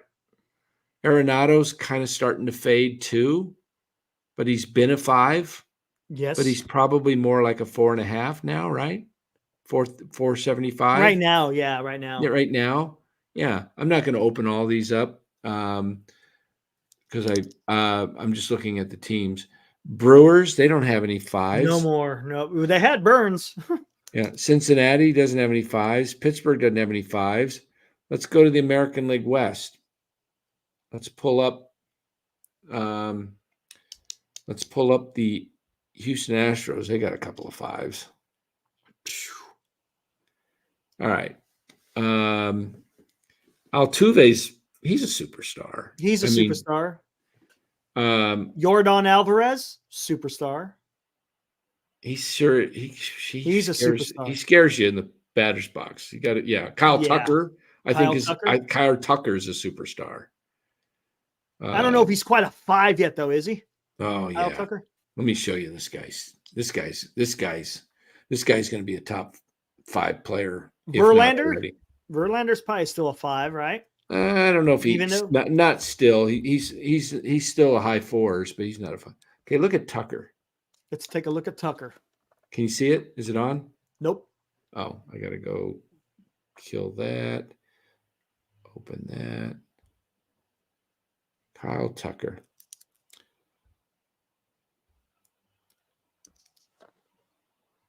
Okay, Kyle Tucker. He may not have done it 3 years in a row yet because he's not a 5 yet. He's close, but not quite. Not quite. Not quite there yet. Not Still quite in the 4s. But he's gonna be a 5. Look at that OPS plus the last 3 years. Gosh, yeah, 147, 129, 142. Mm-hmm. Kyle Tucker. I mean, his batting average not very good. 272 career. Yeah. But he's getting better. He's getting better. Agreed. Kyle Tucker. All right. So we agree that maybe Altuve and Jordan. Yeah, and I'm putting Tucker at a 475. He's on the verge. This guy's really good. I mean, he's young. How old is he? 20. He's going to be in his. Well, he's 26 now. He's 27. Just turned 27 a couple weeks ago. All right, so he's All right, so let's hit. We did Houston, Texas. There's a superstar. Holy crap! Okay, so we've got with Texas, we've got Seager. Simeon's not a superstar. What? Really? No. You don't think so? No. Hmm. He's a good player. He's a 4.5 at the best. But he's not a superstar. He's not a guy that I like when I think of like, okay, who's all timers, no. I mean, he might 4.5 might be generous for Marcus Semien. Superstars, there's generally only like a dozen in the game. I mean,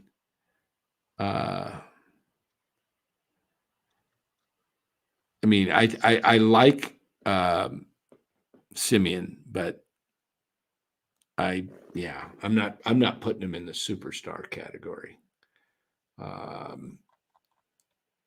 So let me Semien gets bumped up to a 4.5 for durability. Yeah, I could see that. He plays a lot of games. All right, so let me go back to Angels. I mean, Trout is definitely a superstar, even though he's fading, but he just for who he's been, you're talking, generational talent, right? Right. I mean, you're talking Willie Mays ish at when he was before he started getting hurt. You were talking. This guy was like from another planet, Mike Trout. I mean, injuries have taken him down, but I'm not gonna. I'll just give him the superstar status just because of who he's been. He's probably not a superstar player anymore. Actually, let me see something here. Seattle, Julio Rodriguez is only 2 years? Last year was his second year. I think so, right? Yes. Yeah, because he was rookie the year before that. One more year for Julio. One more year, but he's a 4.75 right now. He's a star player. He can go up. Mitch Haniger, he's a 4.5. Did you hear that? Mitch Haniger, 4.5. Oh, I thought you were just seeing if you're listening. Here we go. Okay. This is interesting. What's that? You gonna pull up another stat head? Yep. Yeah, my stat head geeky. Yeah. He loves to hide the names and play. Yeah. He loves to hide the names and play. Yeah. Play like he's in charge. Who are these players? And guess what? They're both second basemen. Well, one's Semien.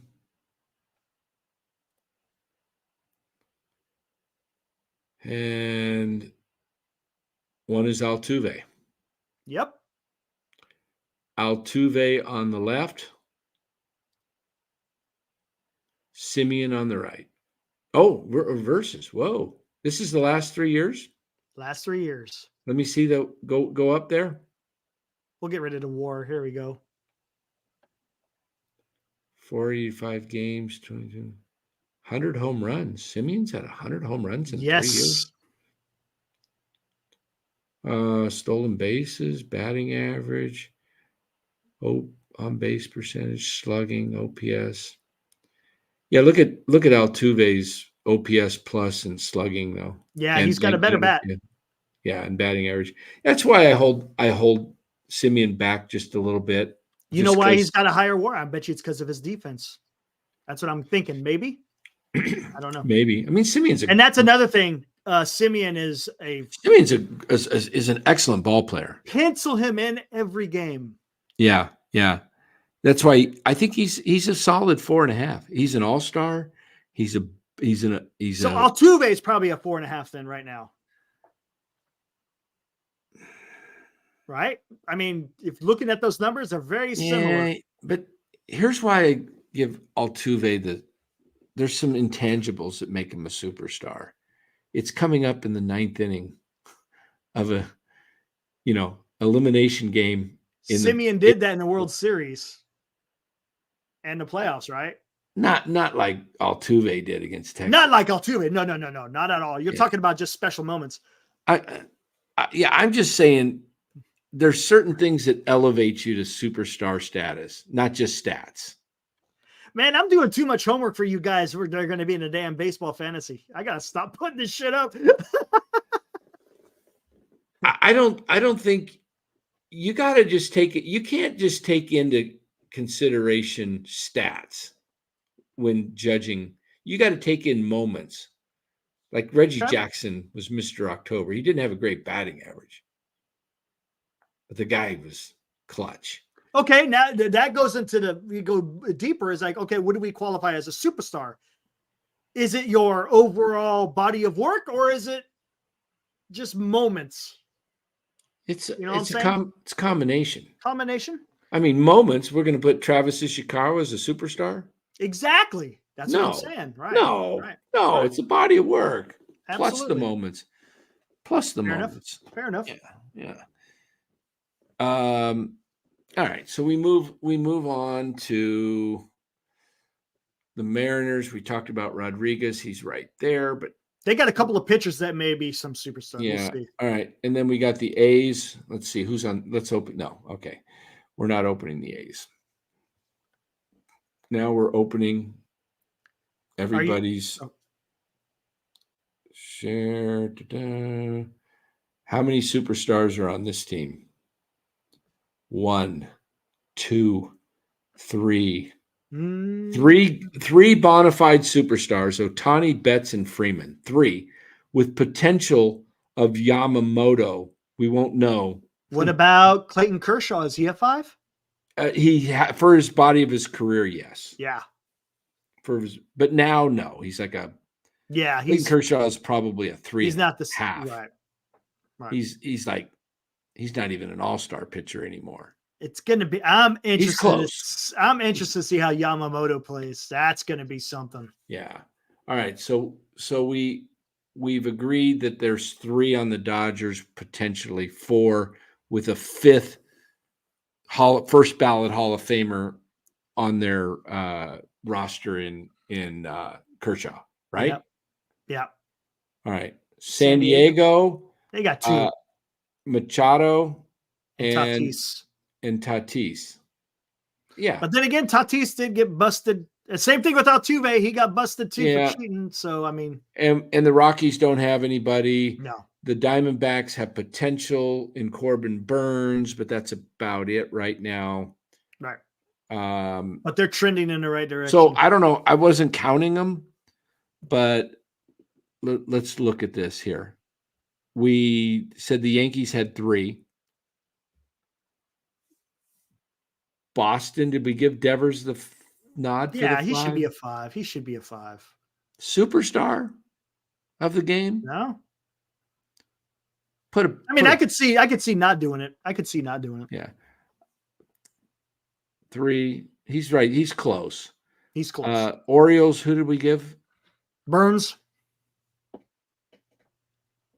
He's a superstar pitcher. 4. Rushman, not quite close. 4. Phillies, Harper. 5. Wheeler?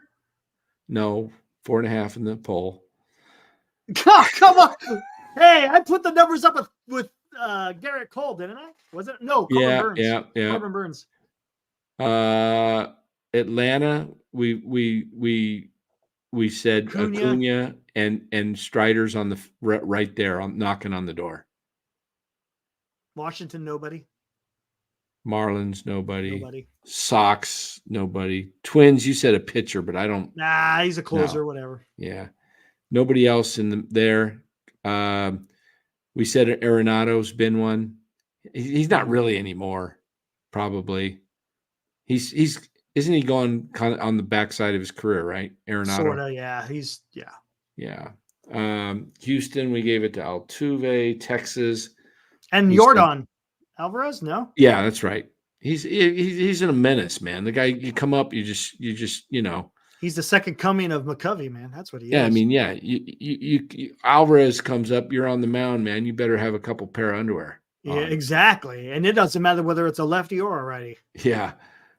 Texas, we said Seager and that was it, right? It was just Seager. Yeah. Houston, we had 2. And then the Dodgers had 3. Padres 2. So there's 5. Houston had 2. That's 7. Texas 8. Yankees 3, 9. Harper 10. Acuna 11. Yeah, there's about 11, 12. I mean, think about it. How many of these guys, superstar is when I think of superstar, I'm thinking Mays, Bonds, Mantle, Garrett, Ruth. Yeah, gotcha. I don't think a lot of these guys, and it'll be a test of time too. We'll see. Absolutely. Yeah. I mean, former superstars. We mentioned Kershaw. We mentioned Arenado, Goldschmidt, Verlander, Scherzer. Mm-hmm. But these guys are no longer, the guys that are superstars today are the guys that, like I say, you come up and you're just like, oh crap, this is the game online. I don't want to see this guy. Yep. Too scary. So that was a good exercise. That was fun. It was. I like that. That was good. Yeah. So to top it off, guys, Giants are not. The Giants aren't. I'm going to just look you right in the eye right here again while my sidekick looks away, eating a mint. Actually, it's a cinnamon disc. Brock's cinnamon disc. A mint. There you go. Not that mint, but a mint. I did not finish this cup of coffee tonight, guys. No, you didn't. It was not quality. That's not even coffee. It's all mint chip. No, it isn't. It's not all mint chip. It's just dark coffee with dark crap in it. Oh man. All right. So the San Francisco Giants, not these guys, not guys that want to win. This is okay. Let me show you guys something. Boy. 2 more days, man. Hold on here. I've got to show you. Let me just I'll be right back here. Let me get my hats. He's dropping everything.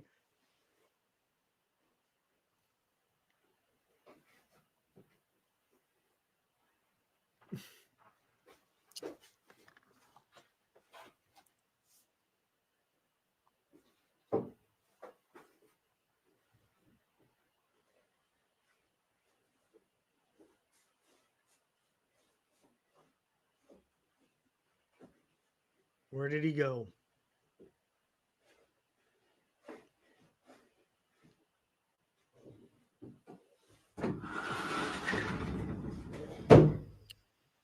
No show tomorrow. We did our Super Bowl preview on Wednesday. It was a good show too. Should go check it out.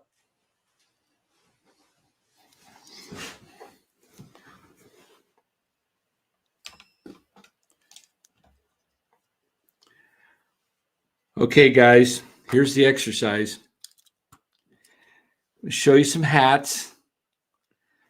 I want to see, want to win or really won't do what it, how about we'll do whatever it takes to win versus just is going to field the team and doesn't really put it all out there to win. Gotcha.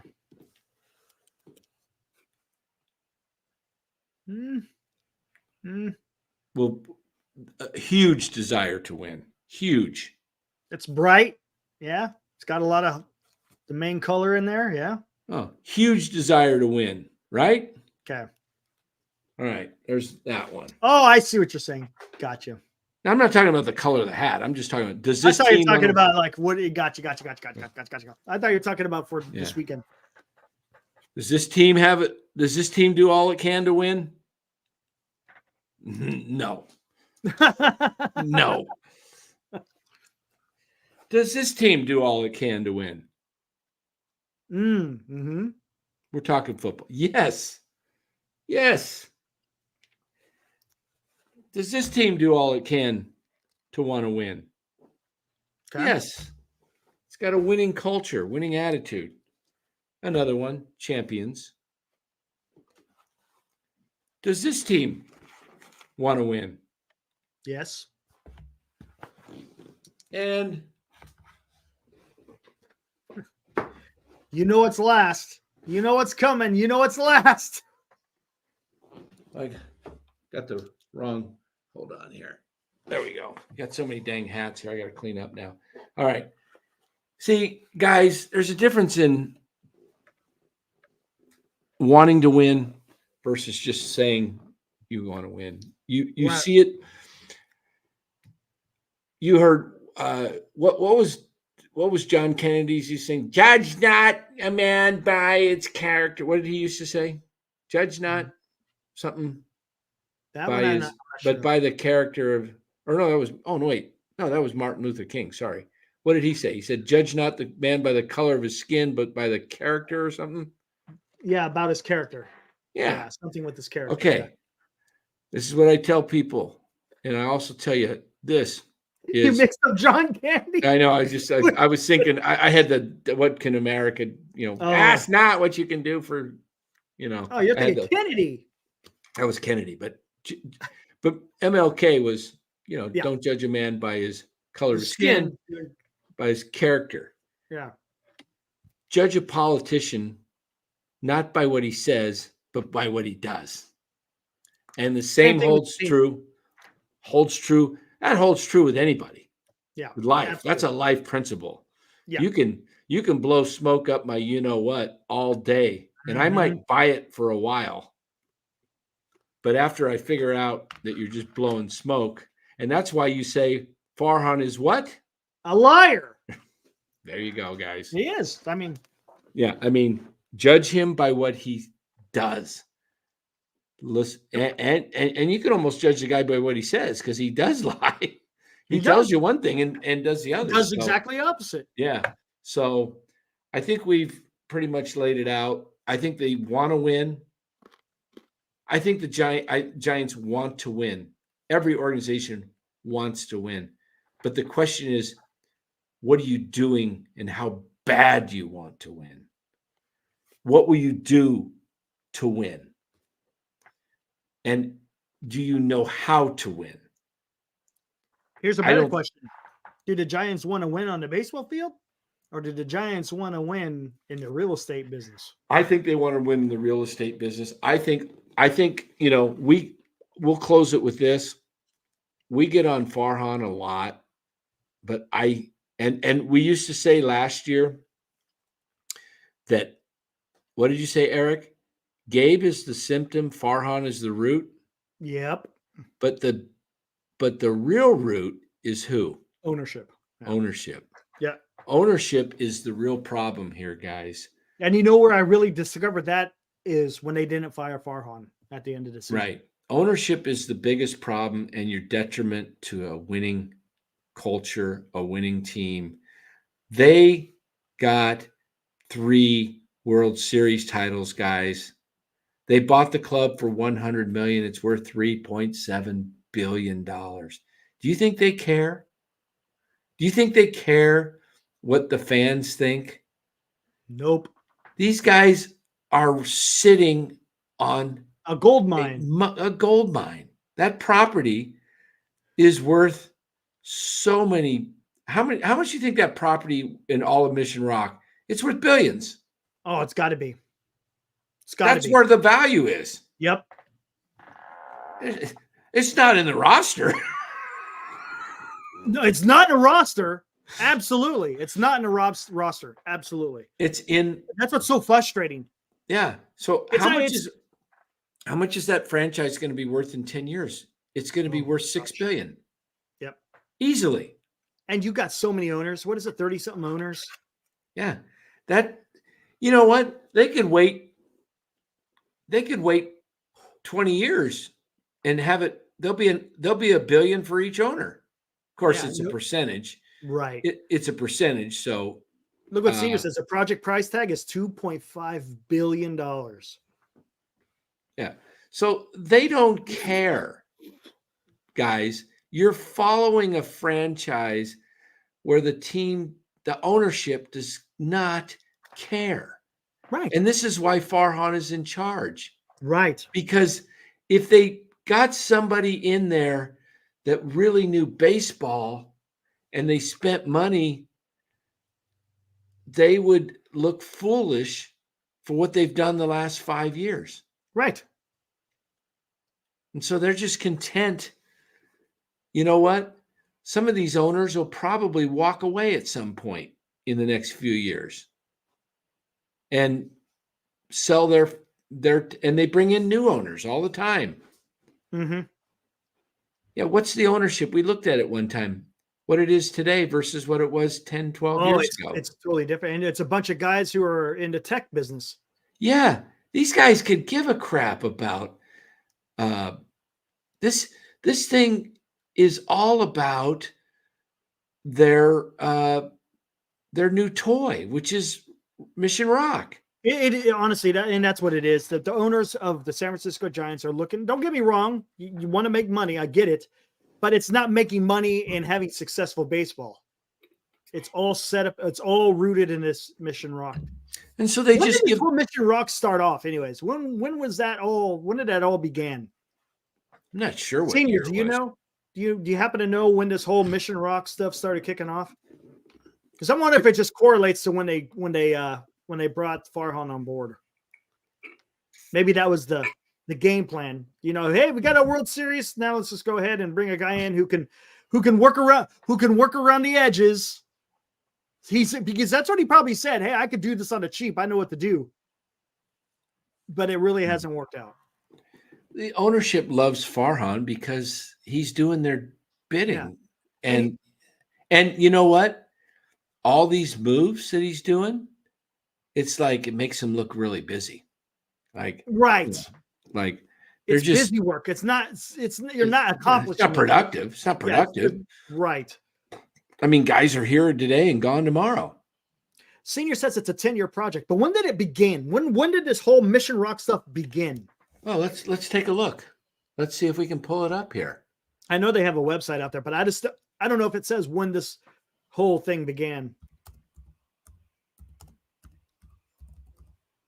I just want to know when they started developing, when it was it all come around.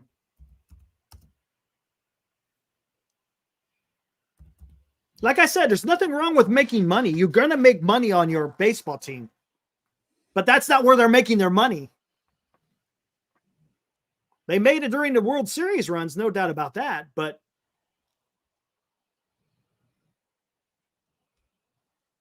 Mission Rock. That's not it. Is it? Yeah. No, there's an actual website, I think, that discusses. Hold on. Where did I get the wrong one? Hold on. Mission Rock, San Francisco. No. You got to go to, it's like a Mission Rock development or something like that.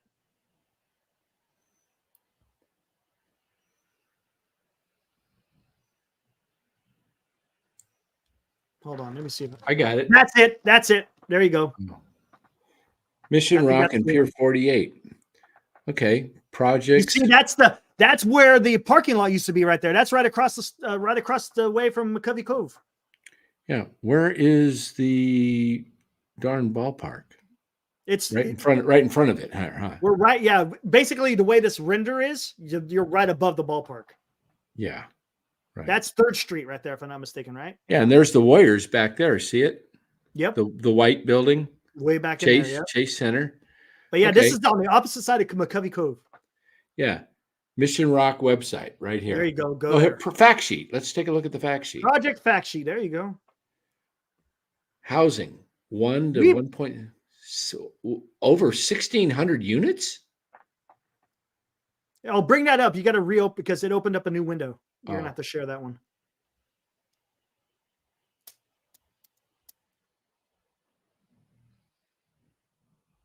Is that showing? Yeah, there you go. Look at that Mission Rock right there, over there. 1 to 1.6K units. Commercial space. Over 1.4 million square feet. Effective date, August 15th, 2018. So that's when it started. Farhan came in in 2019. Look at that. 18. At the end of 18. Yeah. Yes, he came in November of 18, just after. It's like, oh, Bobby Evans, he doesn't know anything about finance. Nope. Let's get Farhan in here and he'll build this. Wow. Hold on. There's the 4 phases, right? They're in the current phase. Current phase is phase 1. Wow. Well, this Private is partner, Mission Rock Partners. This says effective date. Is they still phase 1? Look at this, guys. This is their baby. Yep. What is this? Hold on. Let's read this. Housing. 1,000 to 1,300 residential units currently planned, including family-sized units. 480 below market rates. Whatever.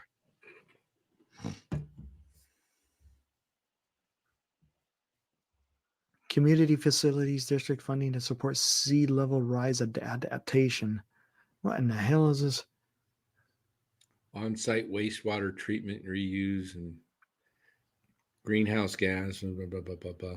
God, they're just doing the whole. Okay, transportation. Yeah, they're doing all the bull crap in the very beginning. That's not what's making them money. So this is 5-year forecast. So tell me this. Explain this to me. Where is the baseball stuff in this? You're right across the street from the ballpark. Here we go. Let me get this light off me because I can't see this whole thing. Phase 1 was 5 years, started in 18. So they're probably just finishing through the summer of 2024. Complete all phase 1 buildings, parks, and open space. Complete 600,000 square feet office space.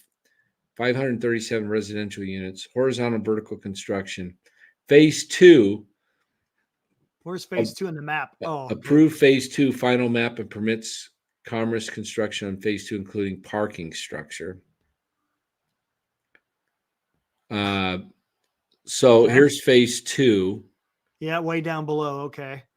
And where was phase 1? Okay. Oh, no, it's not below. Okay. Oh, I see where it's so we're going towards the south. Okay, right? China Basin, above China Basin, right up. That's McCovey Cove. That's McCovey Cove. Yeah. Yeah. You could barely see it. Yeah. So all this is way down by Bridge Street, phase 2. And then they got phase 4 that's going to be. So, yeah, this is a giant. I mean, where's the if you look at Chicago with the Cubs, St. Louis with the Cardinals, they got huge, like baseball themed areas outside their ballpark.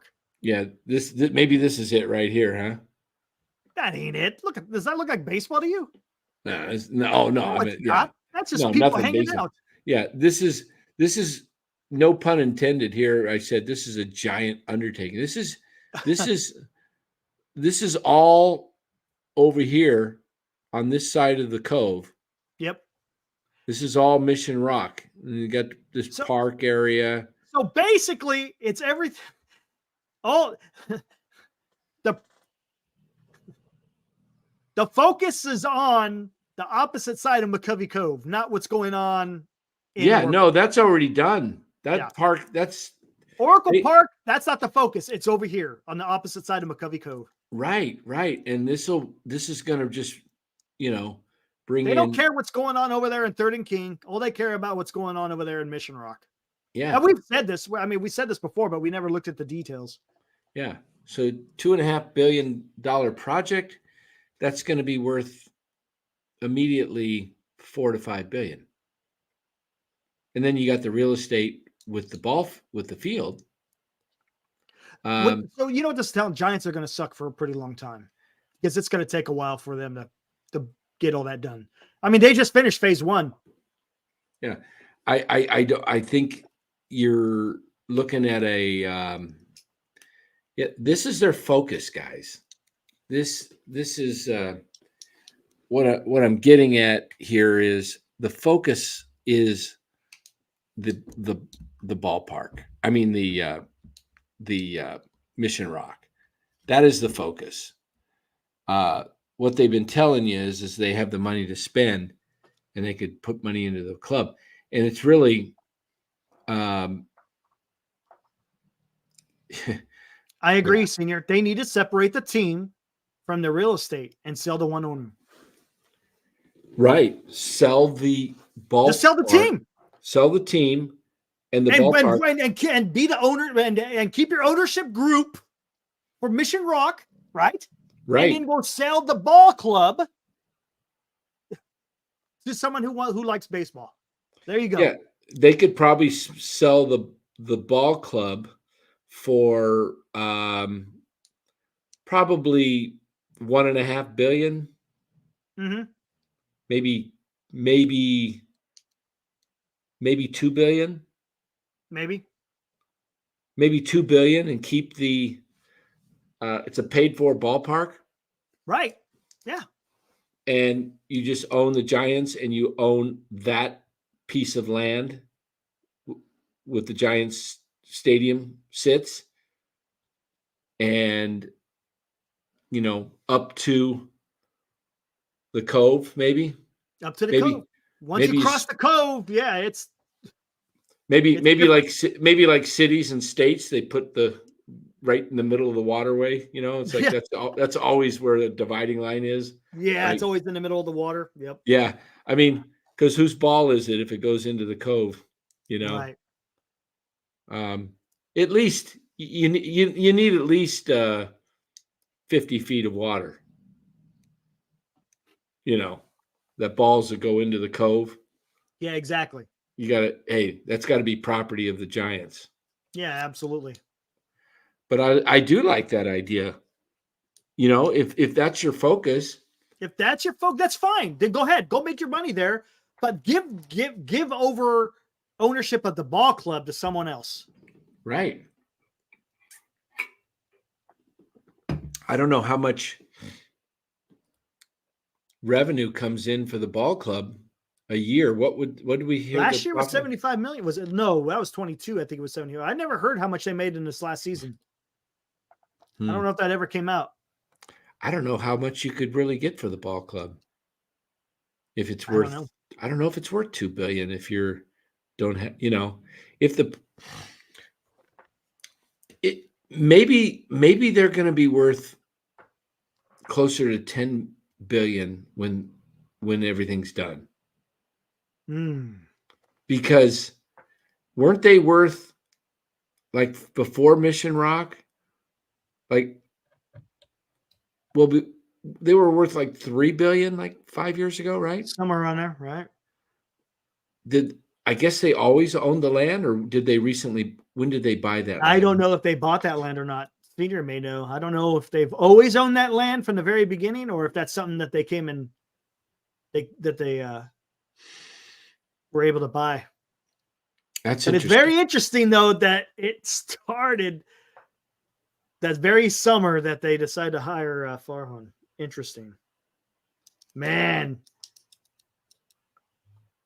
This sounds like some undercover stuff needs to happen. That's what it sounds like. No one is going to do. No one's going to do it though. No, they do. I think it'd be hard for them to, like the senior said, to sell, because they want to keep the stadium in the land. Because it's free money coming in for them. Yeah, they can do concerts. They can do soccer. Whatever, they got events. They do things that tear up the field. I mean, yeah, it's a prime piece of land, and it's paid for. Yep. And then they got all that out there. I think what they're doing is using. Wouldn't surprise me if somebody dug deep. Wouldn't surprise me if they're using funds from the Giants to funnel into the Mission Rock project. They are. They are. But no one's going to do nothing about it. Well, yeah, what can you do? Somebody said they refinanced the park. They did? Jason Kudo says that. Kudo? Did they? Or do you have that? Is that legit? Did they refinance the park? If they refinance the park, that tells me they're running low on money. They Google it. Google that. Google that. If they refinance the park, what would be the reason to refinance the park? A couple reasons. One, you're short on money to do the projects that you want to do.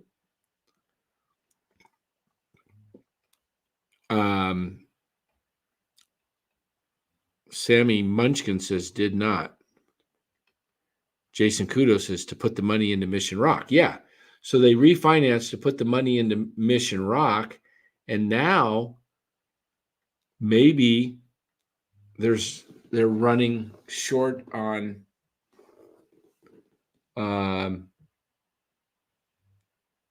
senior says it's paid off now. It's paid off, yeah. Oh, they did it back in 2017, I think. Yeah, I see an article here back in 2017 saying the Giants have finally paid off their debt service. Okay. So they're looking at, my guess is that they're going to build this up for a big sale in about 10 years. Yeah, but who the hell's going to buy that at that time? You know what I'm saying? Who's going to go and buy $10 billion? I mean, property is. No, I get it, but damn, 10 billion? I don't know. Maybe it's 7 billion, 8 billion. I'm just even now. Or they just, keep it and they just keep living off of it, Right. Pass it down to their kids. I mean, but bottom line is, it doesn't look like an organization. Yeah, MF, no one rips Larry Bear like Niners did with Jed. Yeah. I mean, yeah, sell the team. I don't think they can. That's the problem is because there's too many damn irons in the pot, man. Yeah. Or irons in the fire, that is. Yeah. All right, guys, we're gonna head out of here. We'll come back Monday night. Did you want to do a quick recap on Sunday, or we may do a recap after the Super Bowl? You mean? Yeah, because I know Larry. Well, no, Larry's not there, so he's gonna. Actually, he'll probably go live right afterwards. Huh? He'll probably go live right afterwards. Yeah, so yeah, catch me on the Krug show after the Super Bowl. Oh man, that's gonna be. Let's hope it is a celebratory post-game show. You got any concerns? You think everything's going to be good, or you still? I go back and forth. I go back and forth to the Niners winning a close game, losing a close game, to blowing the Chiefs out, to actually playing up to their capabilities because they're being doubted. They're being not picked by the national media. These guys are pissed off. They've been pissed off about the amenities. They got woken up with a fire alarm yesterday morning at 6. They did? They did. 6 a.m. And who were the two pissed off players? Bosa and CMC really pissed. CMC saying, this ain't no coincidence. He said, that's okay. Just one more thing in the coffer. One more thing. The Niners are going to be ready. Wow. You get their stars ready and they want to beat, you know what? The Niners. How does that happen? Yeah. I've seen the Niners when they are ready to play. They can just play one big game. I've seen them do it against Dallas. I've seen them do it against Jacksonville, Philadelphia. They could come out. Don't be shocked. All right, you're hearing it right here on NorCal Sports Network. Don't be shocked, everybody, if this game is like 38-17 Niners. Don't be shocked. Niners could put a whooping. Could the defense stop? Yeah, their defense could show up. If they all show up and play 100% and play their best game, there are the more talented team, in my opinion. Do I think that's likely to happen? I don't think it's likely, but I wouldn't be shocked if they put a whipping on them. You know what the Niners should have done with the bad field? They should have just flown back to Santa Clara. Said, you guys want to give us a shit field? We'll just go back home. They thought about it, but just the logistics of everything, it was a pain. Mike says, will Chase Young show up, Dan? He better if he wants to get paid next year. So I'm a believer that guys, when they're desperate, they do things beyond what they normally do. I think Chase Young shows up, and I think he gets pressures on the quarterback. Don't know if he necessarily gets sacks, but he will give 100%. And,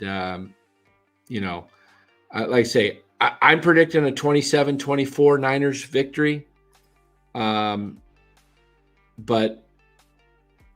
I'm not going to be shocked if they really beat them good, just because I've seen how this Niner team reacts when people doubt them. When the Niners are built up, they don't do as well. They underperform. They buy into their, all the media hype. But when they're kind of like, not picked as the team, they show up. Are they still the favorite in the odds? Yeah, they still will be. Yeah. Hootie says, don't be shocked if the halftime show is demonic. Ugh. Who's doing Usher or something? I think so. Yeah, like that. Yeah. I usually don't even hardly watch the halftime show. Yeah, I've never cared for it. Yeah. Never cared for the entertainment of I'm a football guy. I don't care about all the. No, Michael Jackson had a great halftime show, though. I'll have to say that. Back in '93, it was pretty epic. Yeah, I can't remember. In the Rose Bowl. Okay, yeah. Yeah, that's right. Michael Jackson, yeah. That was I remember that, yeah. I mean, I like to look at the stats and things, but we'll see. We'll see, I mean, I wish they'd play more of a I wish the halftime show was always built on more of somebody that's more mainstream to everybody, to all age groups. Oh, I see. I mean, I would love to see somebody, like this, like who would be? I can't even think. The Eagles. How about the Eagles? Eagles, Stones, CCR would be fun. CCR would be awesome. Gosh. Yeah.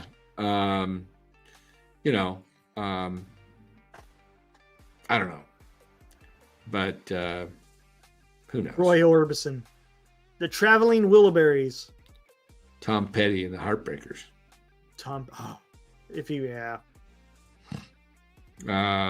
Fleetwood Mac. Yeah, Fleetwood Mac would be good. Yeah, Patrick Willis finally in the Hall of Fame. Love it. I heard him. Did you hear about LeVar Bowman? No. Might be a linebacker coach for Harbaugh. Oh, Chargers. Interesting. Good.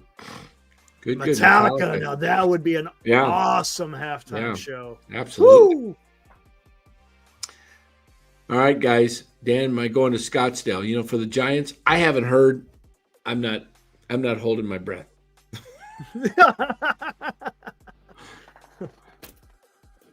I'd cover them fairly, of course.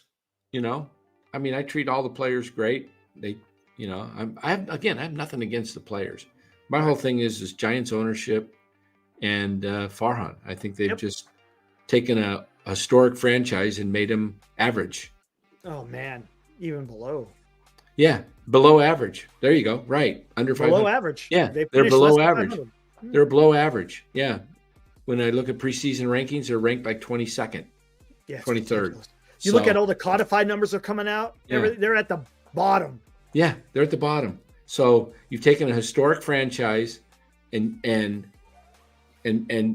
ruined it. So am I going to get mad at the players? No, it's not their fault. It's not their fault.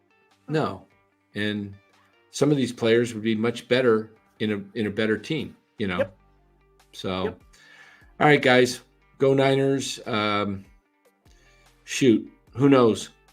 Might just do a show pre 49ers. I might have to get a little bit of energy. Nice. out. Yeah, we could do that. Pre-show on Sunday. Yeah. Yeah, maybe we'll do that. Why not? We'll see. Yeah. All right, guys. Thanks for joining. Have an awesome night. We'll hopefully see you this weekend. And I'm ready. Here we ready. Got my shirt on.